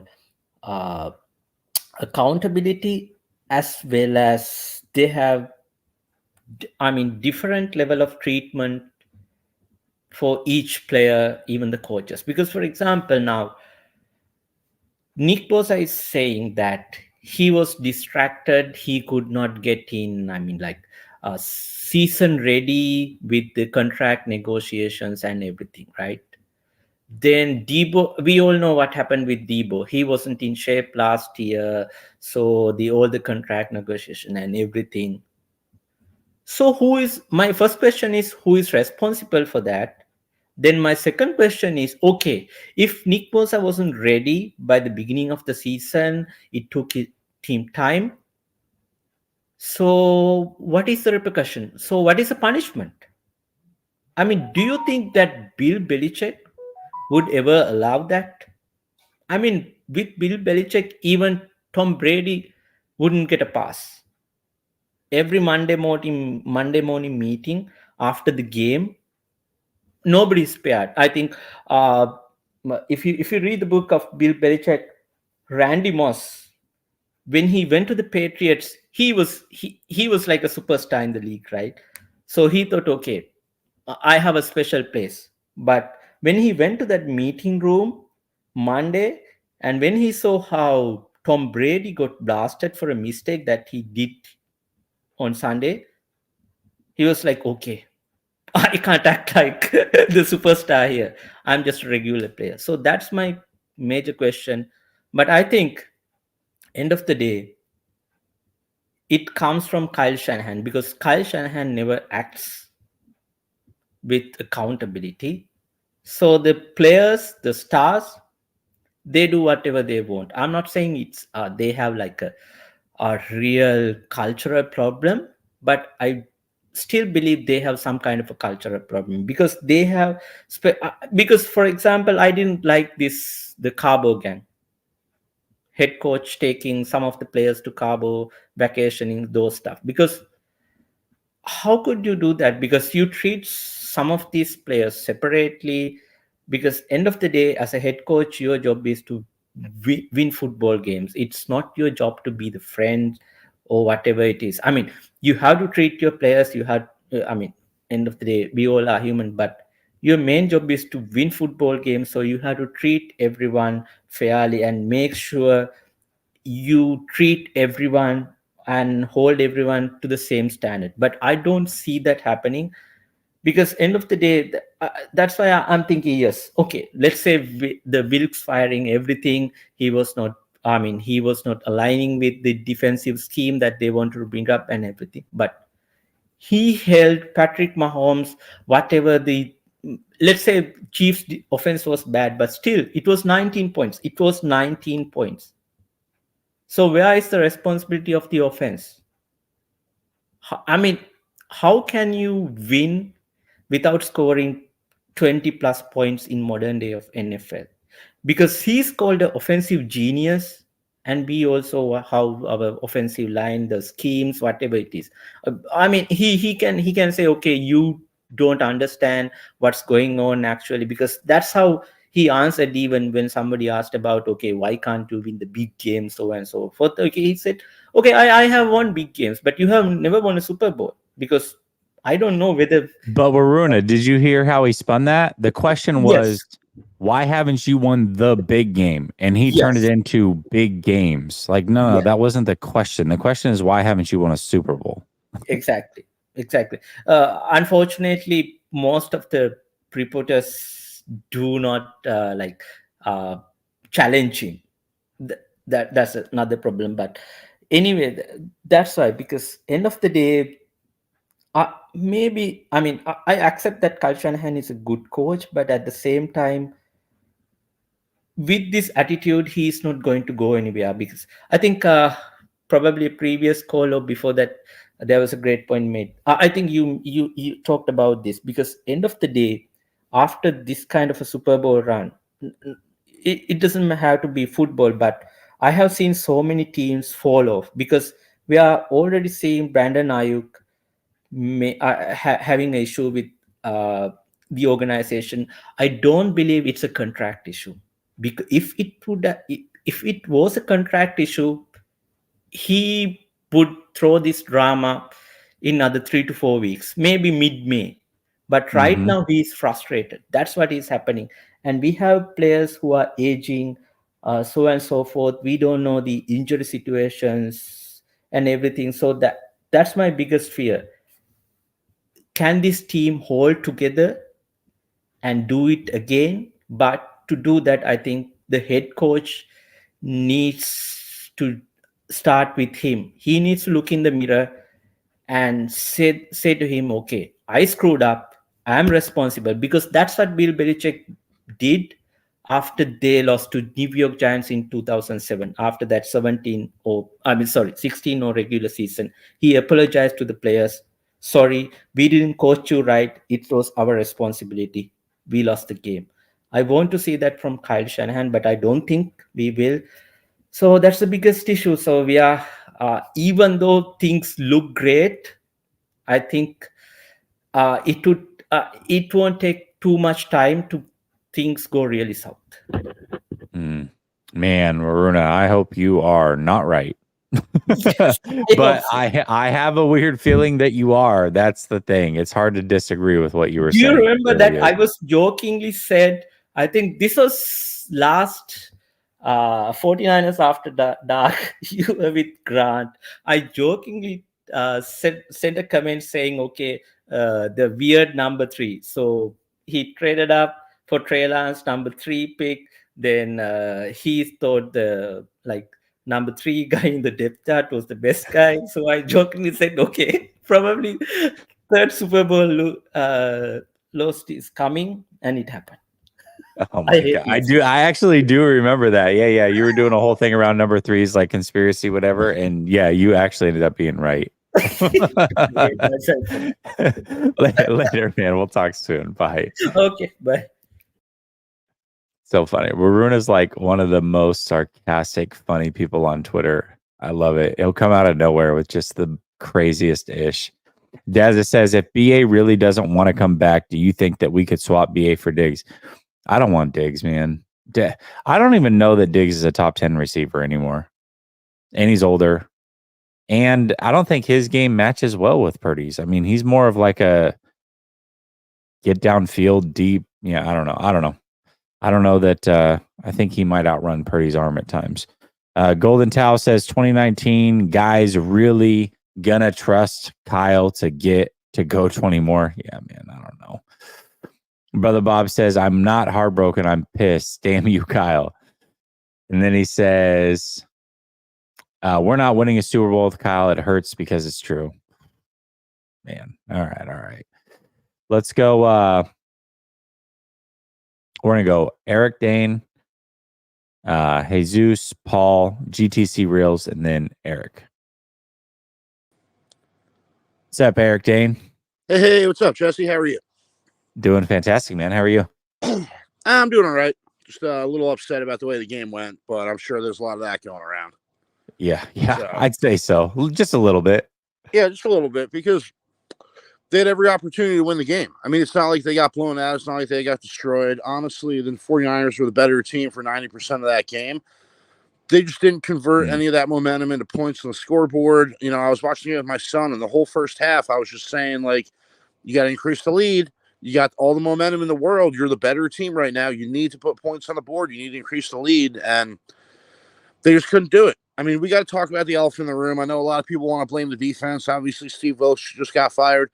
Dude, they gave up 19 points to the Chiefs in regulation. And the only touchdown they gave up came after a punt hit Darrell Luter on the foot, and the Chiefs recovered the ball in the 49ers red zone. So everyone's entitled to their opinions. As far as I'm concerned, the defense didn't lose this game. You only give up 19 points in regulation. You should be able to score 20 points to win. And that's kind of what I want to get at. So prior to the Super Bowl, these guys go on a lot of interviews to say a lot of things. Some things kind of go under the radar a little bit. Maybe people don't really notice like the significance of them and whatnot. There was something that was said leading up to the Super Bowl I think is pretty significant that not a lot of people are talking about.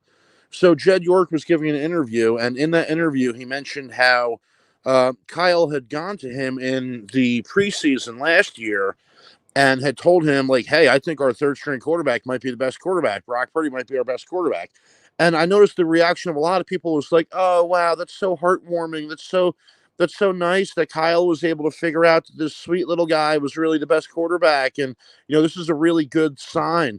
And I had the completely opposite reaction. I was horrified when I heard that. I was like, are you kidding me? You spent all this draft capital to trade up and draft Trey Lance. Everybody knew going into it that Trey Lance was a raw prospect. He only played 17 games in college, okay? This is not complicated. This is simple math. He played 17 games in college. He did not have a ton of experience. Everyone leading up to the draft was saying, oh, this guy needs time to develop. He's a raw prospect. He's got the physical tools. He needs time to develop. Brock Purdy, on the other hand, played 55 games in college. What did everybody say when he was coming out? Oh, well, this guy's ready to go. He's fully developed. He's, you know, got all this experience. So when you have Brock Purdy and Trey Lance both in training camp, it should not come as a surprise to you that Brock Purdy is more advanced. As the head coach, as the guy who's traded all those picks to draft Trey Lance, your response should not be, oh, I think Brock Purdy is a better player. How can I start getting ready to make him a starting quarterback?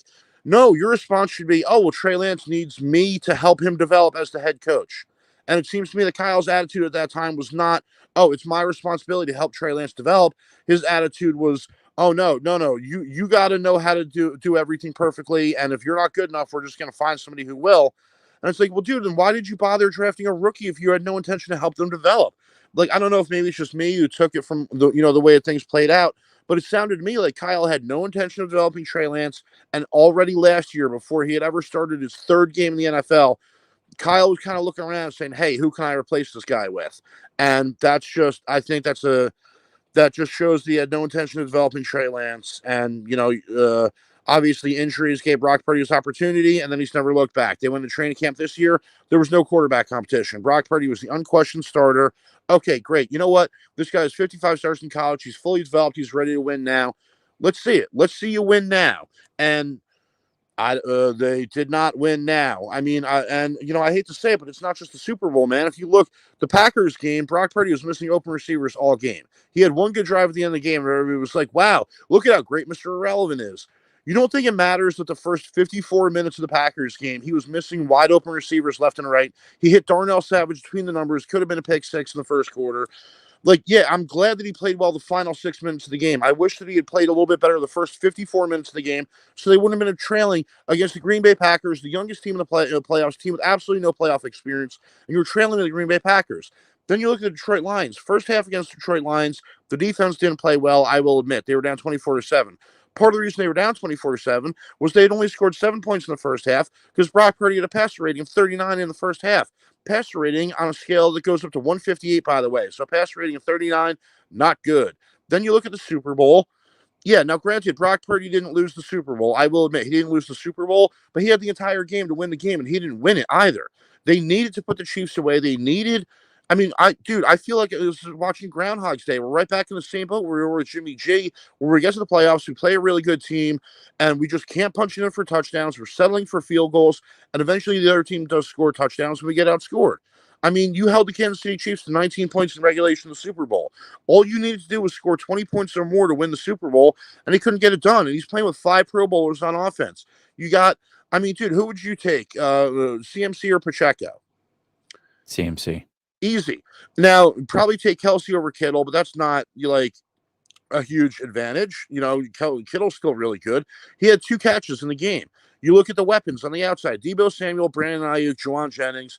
In my opinion, I think it's easy to say are better than Rashee Rice, Marquez Valdez-Scantling, and Mecole Hardman. So you got better weapons. Now, people didn't talk about how the offensive line didn't hold up.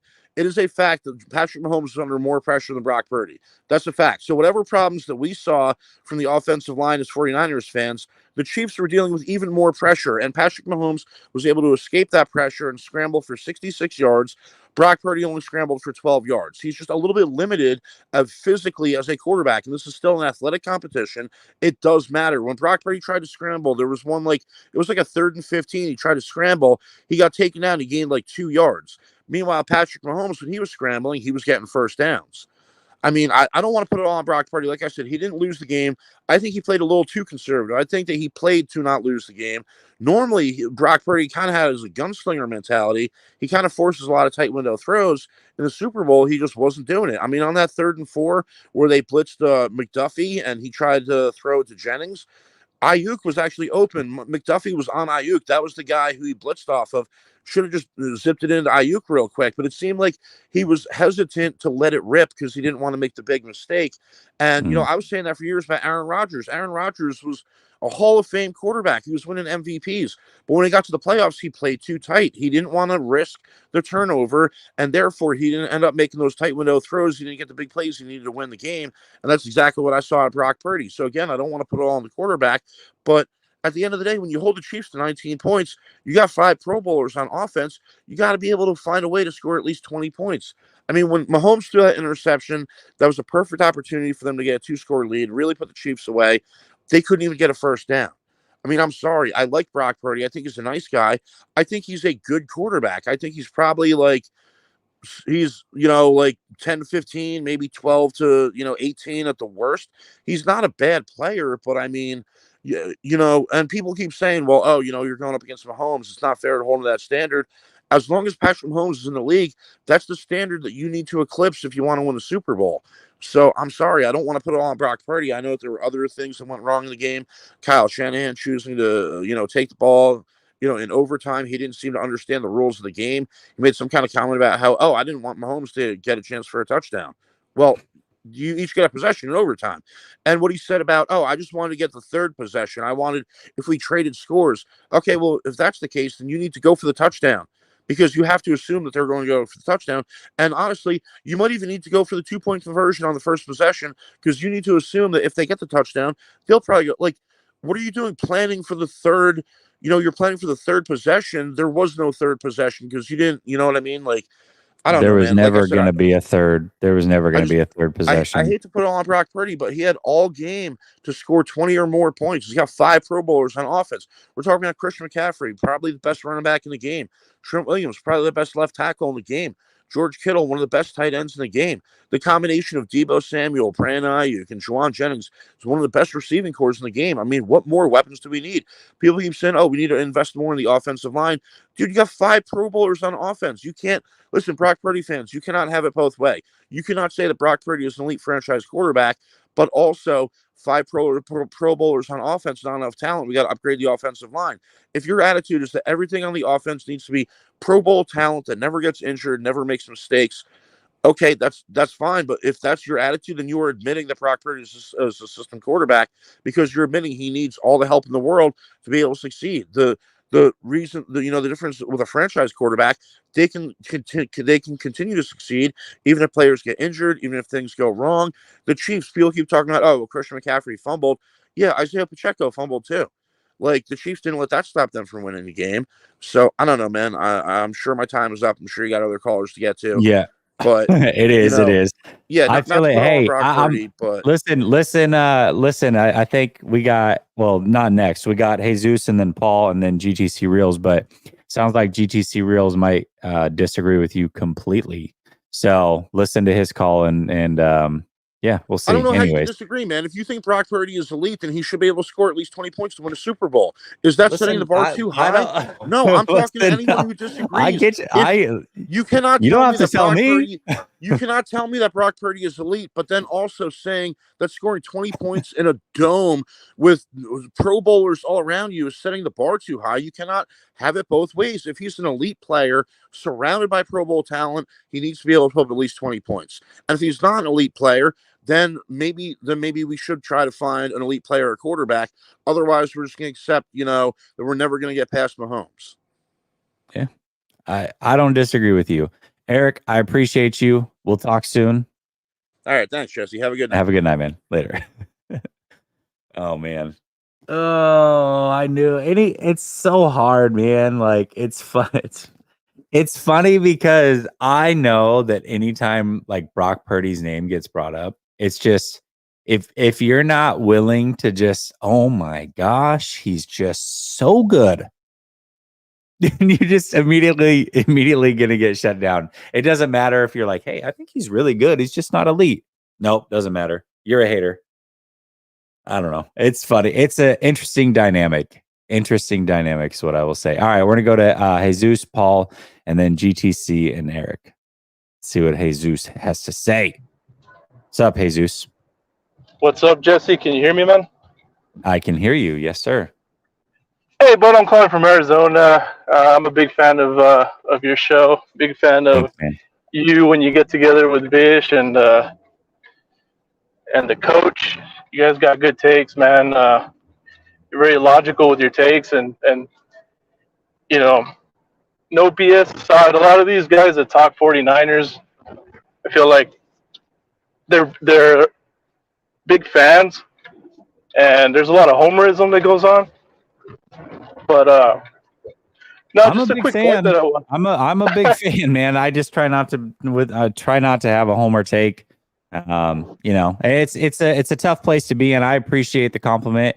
it's a tough place to be in as a fan because you get a lot of, oh, you're fake and you don't get to wear 49er hats and, whatever people say. But listen, I'm just being real with my opinions. You can agree, you can disagree. I don't really care. It is what it is. Exactly, man. And a point that I wanted to make is that Kyle Shanahan, man, I feel like the fans have a lot of like Stockholm syndrome, if you will. Um, dude, the Super Bowl loss here, man, it was on him. Um, he's supposed to be this offensive guy, right? This offensive genius. And in the biggest stage, this is the Super Bowl. Instead of going to your play sheet and cementing yourself as this offensive genius, this is your moment. And what does he do? He sends out Jake Moody twice. And you got all these superstars. So I'm trying to understand what's going through his head when it's like, hey man, like you can control the moment here. This is on you. I would rather trust Brock Purdy to make a play than to go with Jake Moody. He's been kind of shaky. He's been missing in every playoff game. I'm with you, man. I really trusted Brock Purdy in those situations. I kept tweeting it out. I trust Brock. I don't trust Jake. I do not trust him. I agree with you. But he did it twice, man. He did it in regulation, and then he did it in overtime. And then, Jair Brown makes that epic interception, bro, and it was absolutely criminal that we got a 3-and-out right after that. Mm-hmm. Yeah. Yeah, it is criminal. They needed it right there. That right there, I felt like was the turning point. When they got that interception, I'm like, this is it. We're gonna go up again. We're gonna go up double digits here, 2 touchdowns probably. And I just don't see Kansas City being able to overcome that. And man, that 3-and-out was a backbreaker. That was it, man. And it's tough. I was were you watching the game with your family and all that? Kids? I was. Yeah, I was. Your son wasn't too invested though, huh? He's a Ravens fan. He's a Ravens fan, but he really doesn't like Kansas City. And he actually wore a 49ers hat and was rooting pretty hard for the 49ers. So he wasn't devastated. When the Ravens lost, he was devastated. When the Niners lost, like, oh, that sucks. But, it wasn't that big of a deal for him. You know what I mean? Right. Yeah. Well, all right, Jesse, man. That was just the point I wanted to make. You have yourself a good night, man, and hopefully Kyle Shanahan can get it done next year because that window's starting to creep close now. Yeah, I feel it, man. Hopefully we can get it done next year. I think it might be the last chance, and we'll see what happens. Thank you for calling in, man, and supporting. I appreciate you. For sure, man. Take it easy. Later. Short and sweet. I like it. Okay. The King James says, I think it's been time to get away from the Seattle scheme. Chris Sims shared a stat that the last 4 double-digit comebacks were against that defensive scheme. What about Rex Ryan? I'd take Rex. I'd take Flores. I wouldn't take Carroll. I would take Bill. Who else? Yeah, I mean, I would take any of those guys personally. I just don't know that any of them are going to come. Vrabel, I take him too. So, Gizmo Maltese says Mahomes scored 9 points when his O-line was injured. Is he not elite? 49ers need a better O-line coach. No excuse for Burford not knowing who to block. Yeah, I don't know about the coach. They need a couple better guys on the right side. But why do we have to go to like the most extreme-ish to try to make a point? Right. And I appreciate you, Gizmo. And this is actually not just you. I see this a lot. I'm going to give you 2 things that I see. One, people do talk about the Mahomes. He had 4 starters out. 4 that got injured like the 2 games leading up to the Super Bowl. 4 starters. All right. The 49ers offensive line is not great. I understand that. But they don't need to replace 4 starters. They need to replace 1, maybe 2. Okay. That's a giant difference. And by the way, he was going up against Tom Brady. He ran for like, what was the stat? 500 yards behind the line of scrimmage, just trying to run for his life. It wasn't that bad for Brock Purdy. Like, there's levels. 4 backup offensive linemen is what he had. That's not even close. The other one I hear is, well, I mean, everybody needs great weapons around him. Look at what Patrick Mahomes looked like without Travis Kelce this year. Well, first of all, he'd put his team in a position to win. That's one.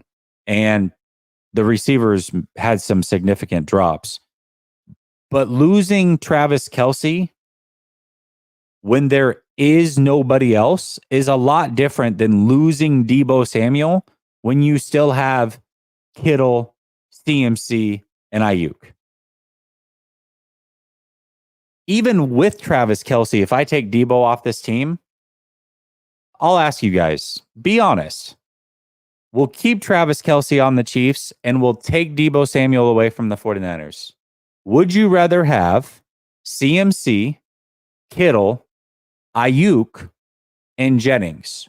Or would you rather have Pacheco, Rice, Kelce, and Valdez-Scantling? I think it's a pretty clear landslide that we would go with the 49ers weapons. And that's without Deebo and keeping Kelce. So if I remove Kelce, we're not talking about the same thing. I hear the same thing with Josh Allen. Well, I mean, he has Diggs. Okay. So yeah, if you remove Diggs, what else is there? It's just the whole thing is crazy. Things are not created equally. The 49ers have an abundance of riches. If they lose one, they're in really good shape. If some of these other teams, let's talk about Lamar Jackson when he lost Andrews. That was really significant for that team. And it kept on moving. Just kept, lost your starting running back and your backup running back, and you lost your number one receiving weapon. It's all good. Number 1 seed AFC. It's just not the same, man. It's not the same. The King James says plot twists. Trey Lance will be a free agent. No. All right, let's go to we'll go to Paul, GTC Reels, and then Eric. What's up, Paul? What's up, Jess? Long time no talk. Was I right, man? How you been? Good. Was I right? Did I tell you?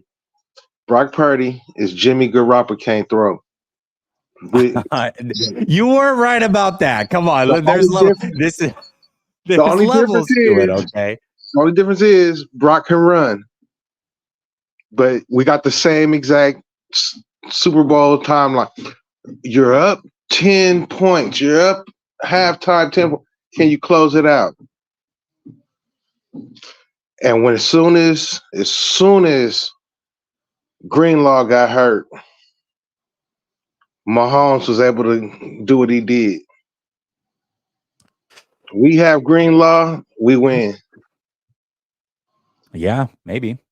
That's when the game turned. When Greenlaw didn't come back out, that's when Mahomes started doing his little runs and doing this and that. They didn't spy him good enough. Now hold on, Paul, because you get to like come in, stir up a storm, and then leave, right? I gotta like deal with the aftermath of this. So I want to make sure that we're clear about this, because somehow people will run with it and this will become my take. In no way do I agree with Paul that Purdy and Jimmy are even close, but the results was absolutely the same. All right, go ahead. Okay. And then the last thing was, what was it? Why did he use Anthony Mason? Why didn't Kyle put fresh legs in that haven't been run down all season? It's like, come on, you got guys in there tired, leaning over. Put some fresh legs in there that can scoop. Old habits die hard. You mean Jordan Mason? Yeah. Yeah, I mean, Mitchell looked really good. I mean, he had like only 2 or 3 carries, but he looked explosive. Mitchell would have been nice too, you know. Put down there by the goal line instead of kicking the field goal.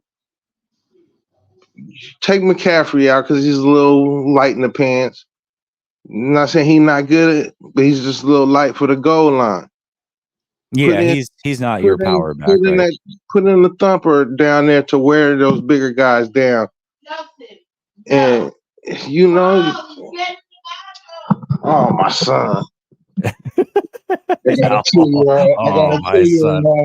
2-year-old. Close that door, boy. Man, sorry about that, Jess. No, it's all good, man. You can't control kids, man. Oh man. But yeah, and I was like, where's Danny Gray at this year? Somebody can return kicks. We got somebody back there that's faster than Ray that can actually scoop up a ball. When I saw that dude's gonna get cut. That dude's when I saw he's that gonna shit, get cut. Ty Davis Price is gonna get cut probably. Man, that's crazy. I'm like, is that like another Kyle Williams? Please tell me he didn't touch that. We got to get a special. We need some special team kick returners. Maybe Danny Gray could fill that spot. I just like to see him use his speed. He seemed like a baller to me. Like, cause I play football and I know what it's like coming up in the streets and playing ball. And he's one of those guys that look like he can play. Yeah, but that's all I wanted to say. We didn't have a good game plan for that. We didn't use our backups well. Like the '84 team said, everybody played. That's why we so good. And if you need to listen to the We Are the 49ers theme song again, check it out. It's in there. Everybody played. That's why Marino couldn't do nothing. So we had bench warmers coming in there with fresh legs, while y'all starters is damn near tired and gasping, looking for that Gatorade. We got fresh legs in there taking care of business. And that's why my Niners in the 80s was so good, because everybody played. I feel Not it. just a I feel combo it. I feel it, man. Oh, Paul, you're funny, man. You're a funny dude. You're Jimmy Garoppolo can't throw. I still can't get over that. The first time you called him that, I was dead. He still can't throw. Oh man. All right, bro. You have a good one. We'll talk soon. You have a good one too, bro. Later. Take care of your 2-year-old. He's going crazy in the background. That was funny. Oh man, yeah. Danny Gray's on IR, and TDP did get cut technically or waived, and then brought back on the practice squad. Dazza says, "Is there anyone we can get to hold Kyle Shanahan accountable? Would be good to tell Kyle Shanahan no in some of these games or change his mind." No. Brother Bob says, "Hot take, nails thinks Jimmy's better than Brock." Facts. See, that's what don't you do that. Don't you do that to me. Gizmo Maltese says, "I don't get why we don't use Kittle the way Reed uses Kelsey. Is it that Kelsey focuses more on his fancy scheme than just getting the ball to stars?" Or Kyle, yeah, man. I think Kittle's so good, but he just is so underutilized. It's crazy. Him being as great of a blocker as he is really hurts him. It does. 49er Jojo says, "Why couldn't Kyle call the play Walsh called in the '89 Super Bowl, Joe to Taylor slant against the Bengals instead to Ayuk with no slant?" Here's the crazy thing. He did call the slant. Ayuk was wide freaking open, but there was a free runner, and he wasn't able to get through his progressions and get over to him. Brother Bob says, "TDP is already off the team. Thanks, GM Kyle." Yeah, practice squad though, practice squad. But technically, all right, GTC Reels. I don't even think you asked for this, but the whole chat's gassing you up, man. Like you gotta come through for the Purdy supporters, man. So whether you want the crown or not, I think they're giving it to you. So we'll bring you in, but no pressure. What's up, man? What's up? Thanks, Jesse, for letting me on. I think this is the first time I ever talked to you. Yeah, for sure. I see you in the chat all the time, though, bro. I appreciate you supporting. Hey man, I'm fun loving. This was my progression on Sunday night, man. I was like, you know what? Kyle called a pretty good game. This is late Sunday night, right? So I'm Yeah. looking back at everything. Then I get a hold of the all 22 yesterday night, and I'm looking at it, and I start fuming because of one, I didn't see the effort that I want out of my dog that we paid, Mm-hmm. Debo. Okay. What brought me to that was, thanks to you, I hooked onto the JT Sullivan channel, Mm-hmm. and I religiously watched him and his quarterback breakdowns. And every time I watch him break down Brock's film, we always see Debo, loafing, and you could tell when he's got that loser mentality. When you come out in WrestleMania, you already know who's going to lose just based on their expression. Like you already know who's going to go over and who's not. So that reminded me of that whole situation. And we've played sports before, and we know who are alphas, and we know who we need to like kind of stay away from, especially if you have that mindset that you want to win. And you got those guys that just want to, get the game over with and, go clubbing, pick up on girls and stuff like that. That's fine. Everything's cool. But it all starts with the top. Okay. Now, when you don't have that effort, that's coaching. When you don't have that effort, that's motivation. And where that comes from is the head. And it's all Kyle's fault. Today, you saw what happened with Steve Wilkes. Now, some may disagree and say, yeah, Steve Wilkes was okay, but he had situations where he failed, and yeah, that's going to happen. Not every play caller is going to be 100% on every call. But what happened today is an epitome of Kyle Shanahan and this whole tenure that we've gone through 6+ years. No accountability. What I needed from Kyle Shanahan on Super Bowl Sunday was defense. You guys did your job first half. Let me take over. Let me call the best plays I can get. Let me get Kittle involved. He got Kyle Juszczyk involved early, and that's pre-scripted. And I was like, okay, we're cooking with fish grease here. Then all of a sudden, it changed in the third quarter, and you have to give credit to Kansas City because they did disguise some of their pressures, some of their coverages too. You have to give them credit. You cannot just say, "Oh, we did the we didn't do what we needed to do in the third." They stopped a couple of our runs, so let's be pretty clear about that. Um, but I needed Kyle Shanahan to take accountability and responsibility, and we didn't see that in the Super Bowl. And to top it all off, the overtime rules. I may be in the minority here, but I didn't have any inkling either ways. If he's confident enough to have the balls to call that 4th and 3 for Kittle, and he wanted to go ahead and score the first touchdown and put the pressure all on Kansas City in that overtime, you better score the damn touchdown. Now, we've had systematic breakdowns with the offensive line. Burford went off script and he shifted the wrong way on that 3rd and 4 that caused that incompletion. You had a wide open Brandon Ayuk. He couldn't get it to him. The pressure was coming right into his face. He threw to that side. All right. And we kicked the field goal and they came back and they won it. I needed Kyle Shanahan in that game to take responsibility and just say, you know what, I got you. I got you, Steve Wilkes. You did your part in the first half. Let me go ahead and pick up this baton and let's get us to the finish line. And that didn't happen. And that's my biggest gripe. You can't go out there partying with your players. You have to have that fine line. Back then, when Eddie DeBartolo owned this team, he took the whole damn team to Hawaii. He didn't take just, Mm-hmm. a few people here and there. It was a family. And that's what we've gotten away from.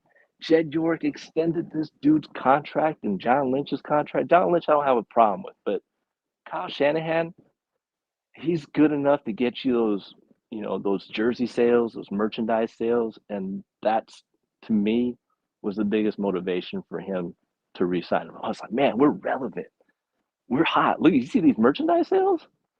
It's not about championships, man. In the gold standard is all gold plated now. It's gonna rub off, and you know what? I hate to sound pessimistic, but damn, I'm not used to seeing this team lose in the Super Bowl.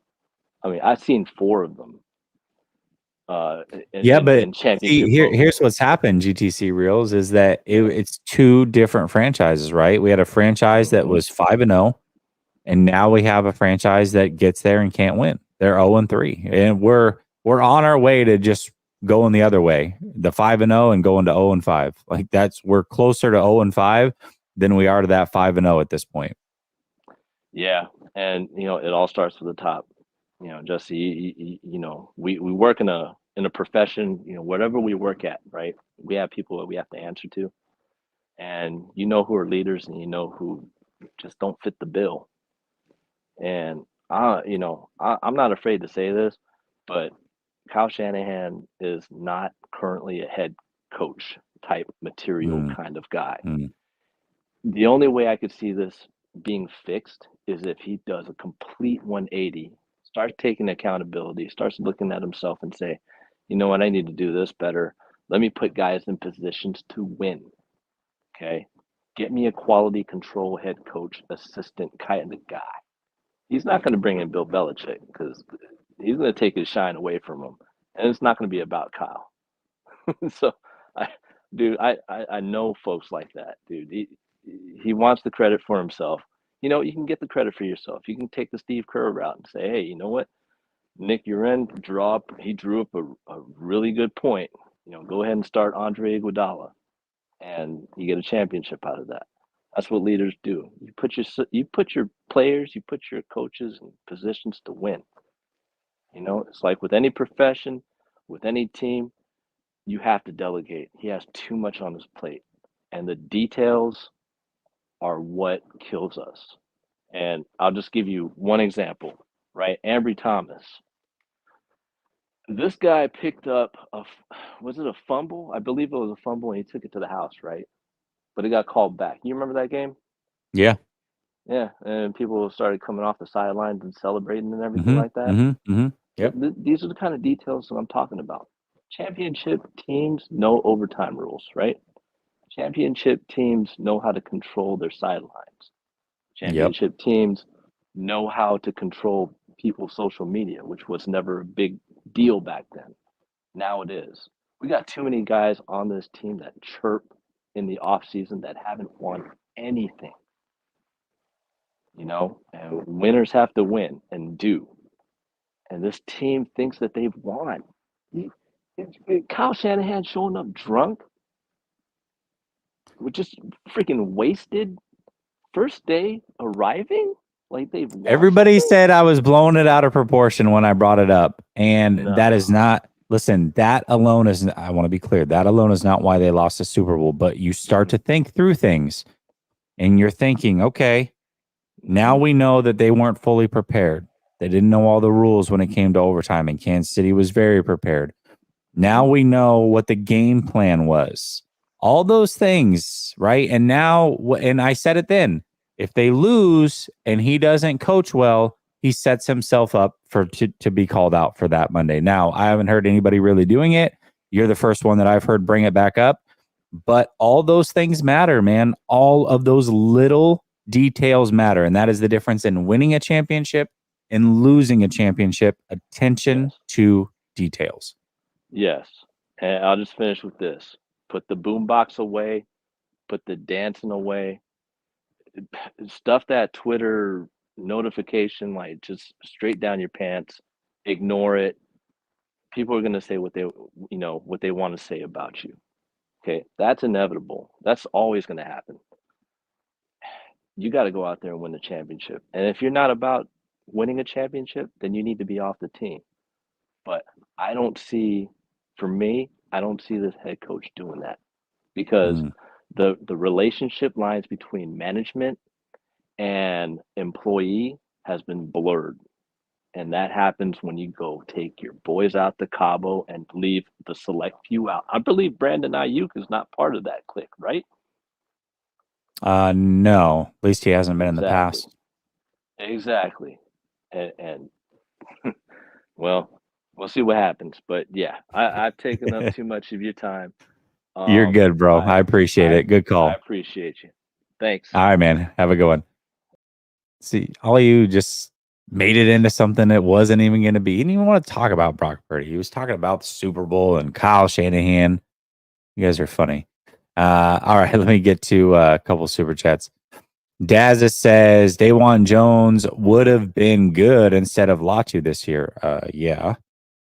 Listen, I don't really care about politics, but this is the strangest comment ever for somebody who lives in Seattle. Like, I grew up in the Pacific Northwest. I live in Florida now. You guys are pretty liberal. So I'm just saying. 49er Jojo says, but Purdy went with the fade to Jennings like Cap went with Crabtree in 2012. I know Jones came in unblocked, but the slant should have been the quick. Yeah, for sure. I mean, I think it's easier said than done. Here's the thing. Here's what I notice about Kyle's offense is it seems to be a pick a side and start your progressions there. You pick your side pre-snap, and he chose to pick the right side, and that slant was on the left side. So it's really hard to get back all the way over to the left. Now, what I will say is the final drive in regulation, they easily could have put that game away and ran out time. He did have McDuffie blitzing, and he had Ayuk right behind that blitz. And to me, every view I see on all 22, the stripe of his helmet is pointing right at Ayuk. And then there was a video that came out, and you can zoom in on Purdy's eyes and the direction he's looking. To me, it looks like he's looking right at Ayuk, who's wide open for a slant first down, and easily could have made that throw. He didn't. Maybe he didn't see him. Maybe McDuffie blurred his vision enough, what have you. But, it is what it is. And Brother Bob says, what? I've called him partier bartender drunk. I've called him partier bartender drunk. Oh, okay. You talking about Kyle on Monday? Dazza says a lot of the plays just take too long to develop. Listen, I agree with that. There was a couple plays that I saw in the L22 where it's like you have two receiver routes and they're both 20 plus yards downfield. What are you supposed to do with that? James Jones, ex-Packer receiver, retired Packer receiver, was talking about Kyle Shanahan not having a feel for the game. And I thought this was so perfect. He said that there were times where if he was iced out for the first half, he just wasn't in the game mentally. It was really hard for him to get back into games. And he felt like Kyle doesn't have a feel for his players and needs to do a better job of getting his studs involved early just so that they can get a touch. In Kansas City, now we know that Kelsey only had one catch for a big chunk of that game. But do you remember what that catch was and how early it came into the game? It was a quick little screen almost immediately. And it's like a shooter. You see the ball go in, even if it's a layup or a free throw, that's all you need. And now you feel like you can shoot. That's what it's like for these receivers. And when you're iced out for big chunks of games, it's hard to be confident in your hands and just have the feel of the game. And a lot of those guys weren't involved as often as they should have been or as early as they should have been. So I thought it was an interesting perspective coming from an ex-player for sure. But yeah. Brother Bob says, I cannot finish watching the All 22 without getting mad. Yeah, there's some things to be frustrated about. All right, let's see if we can get Eric in here. It is not letting me bring Eric in. It's saying he doesn't have a connected device. All right, I guess we won't be bringing him in. Anyways, appreciate y'all. Much love. I'll be back tomorrow with Larry and Vish, the big show. I think we're over on Larry's channel. So make sure you catch us over there. And until then, peace.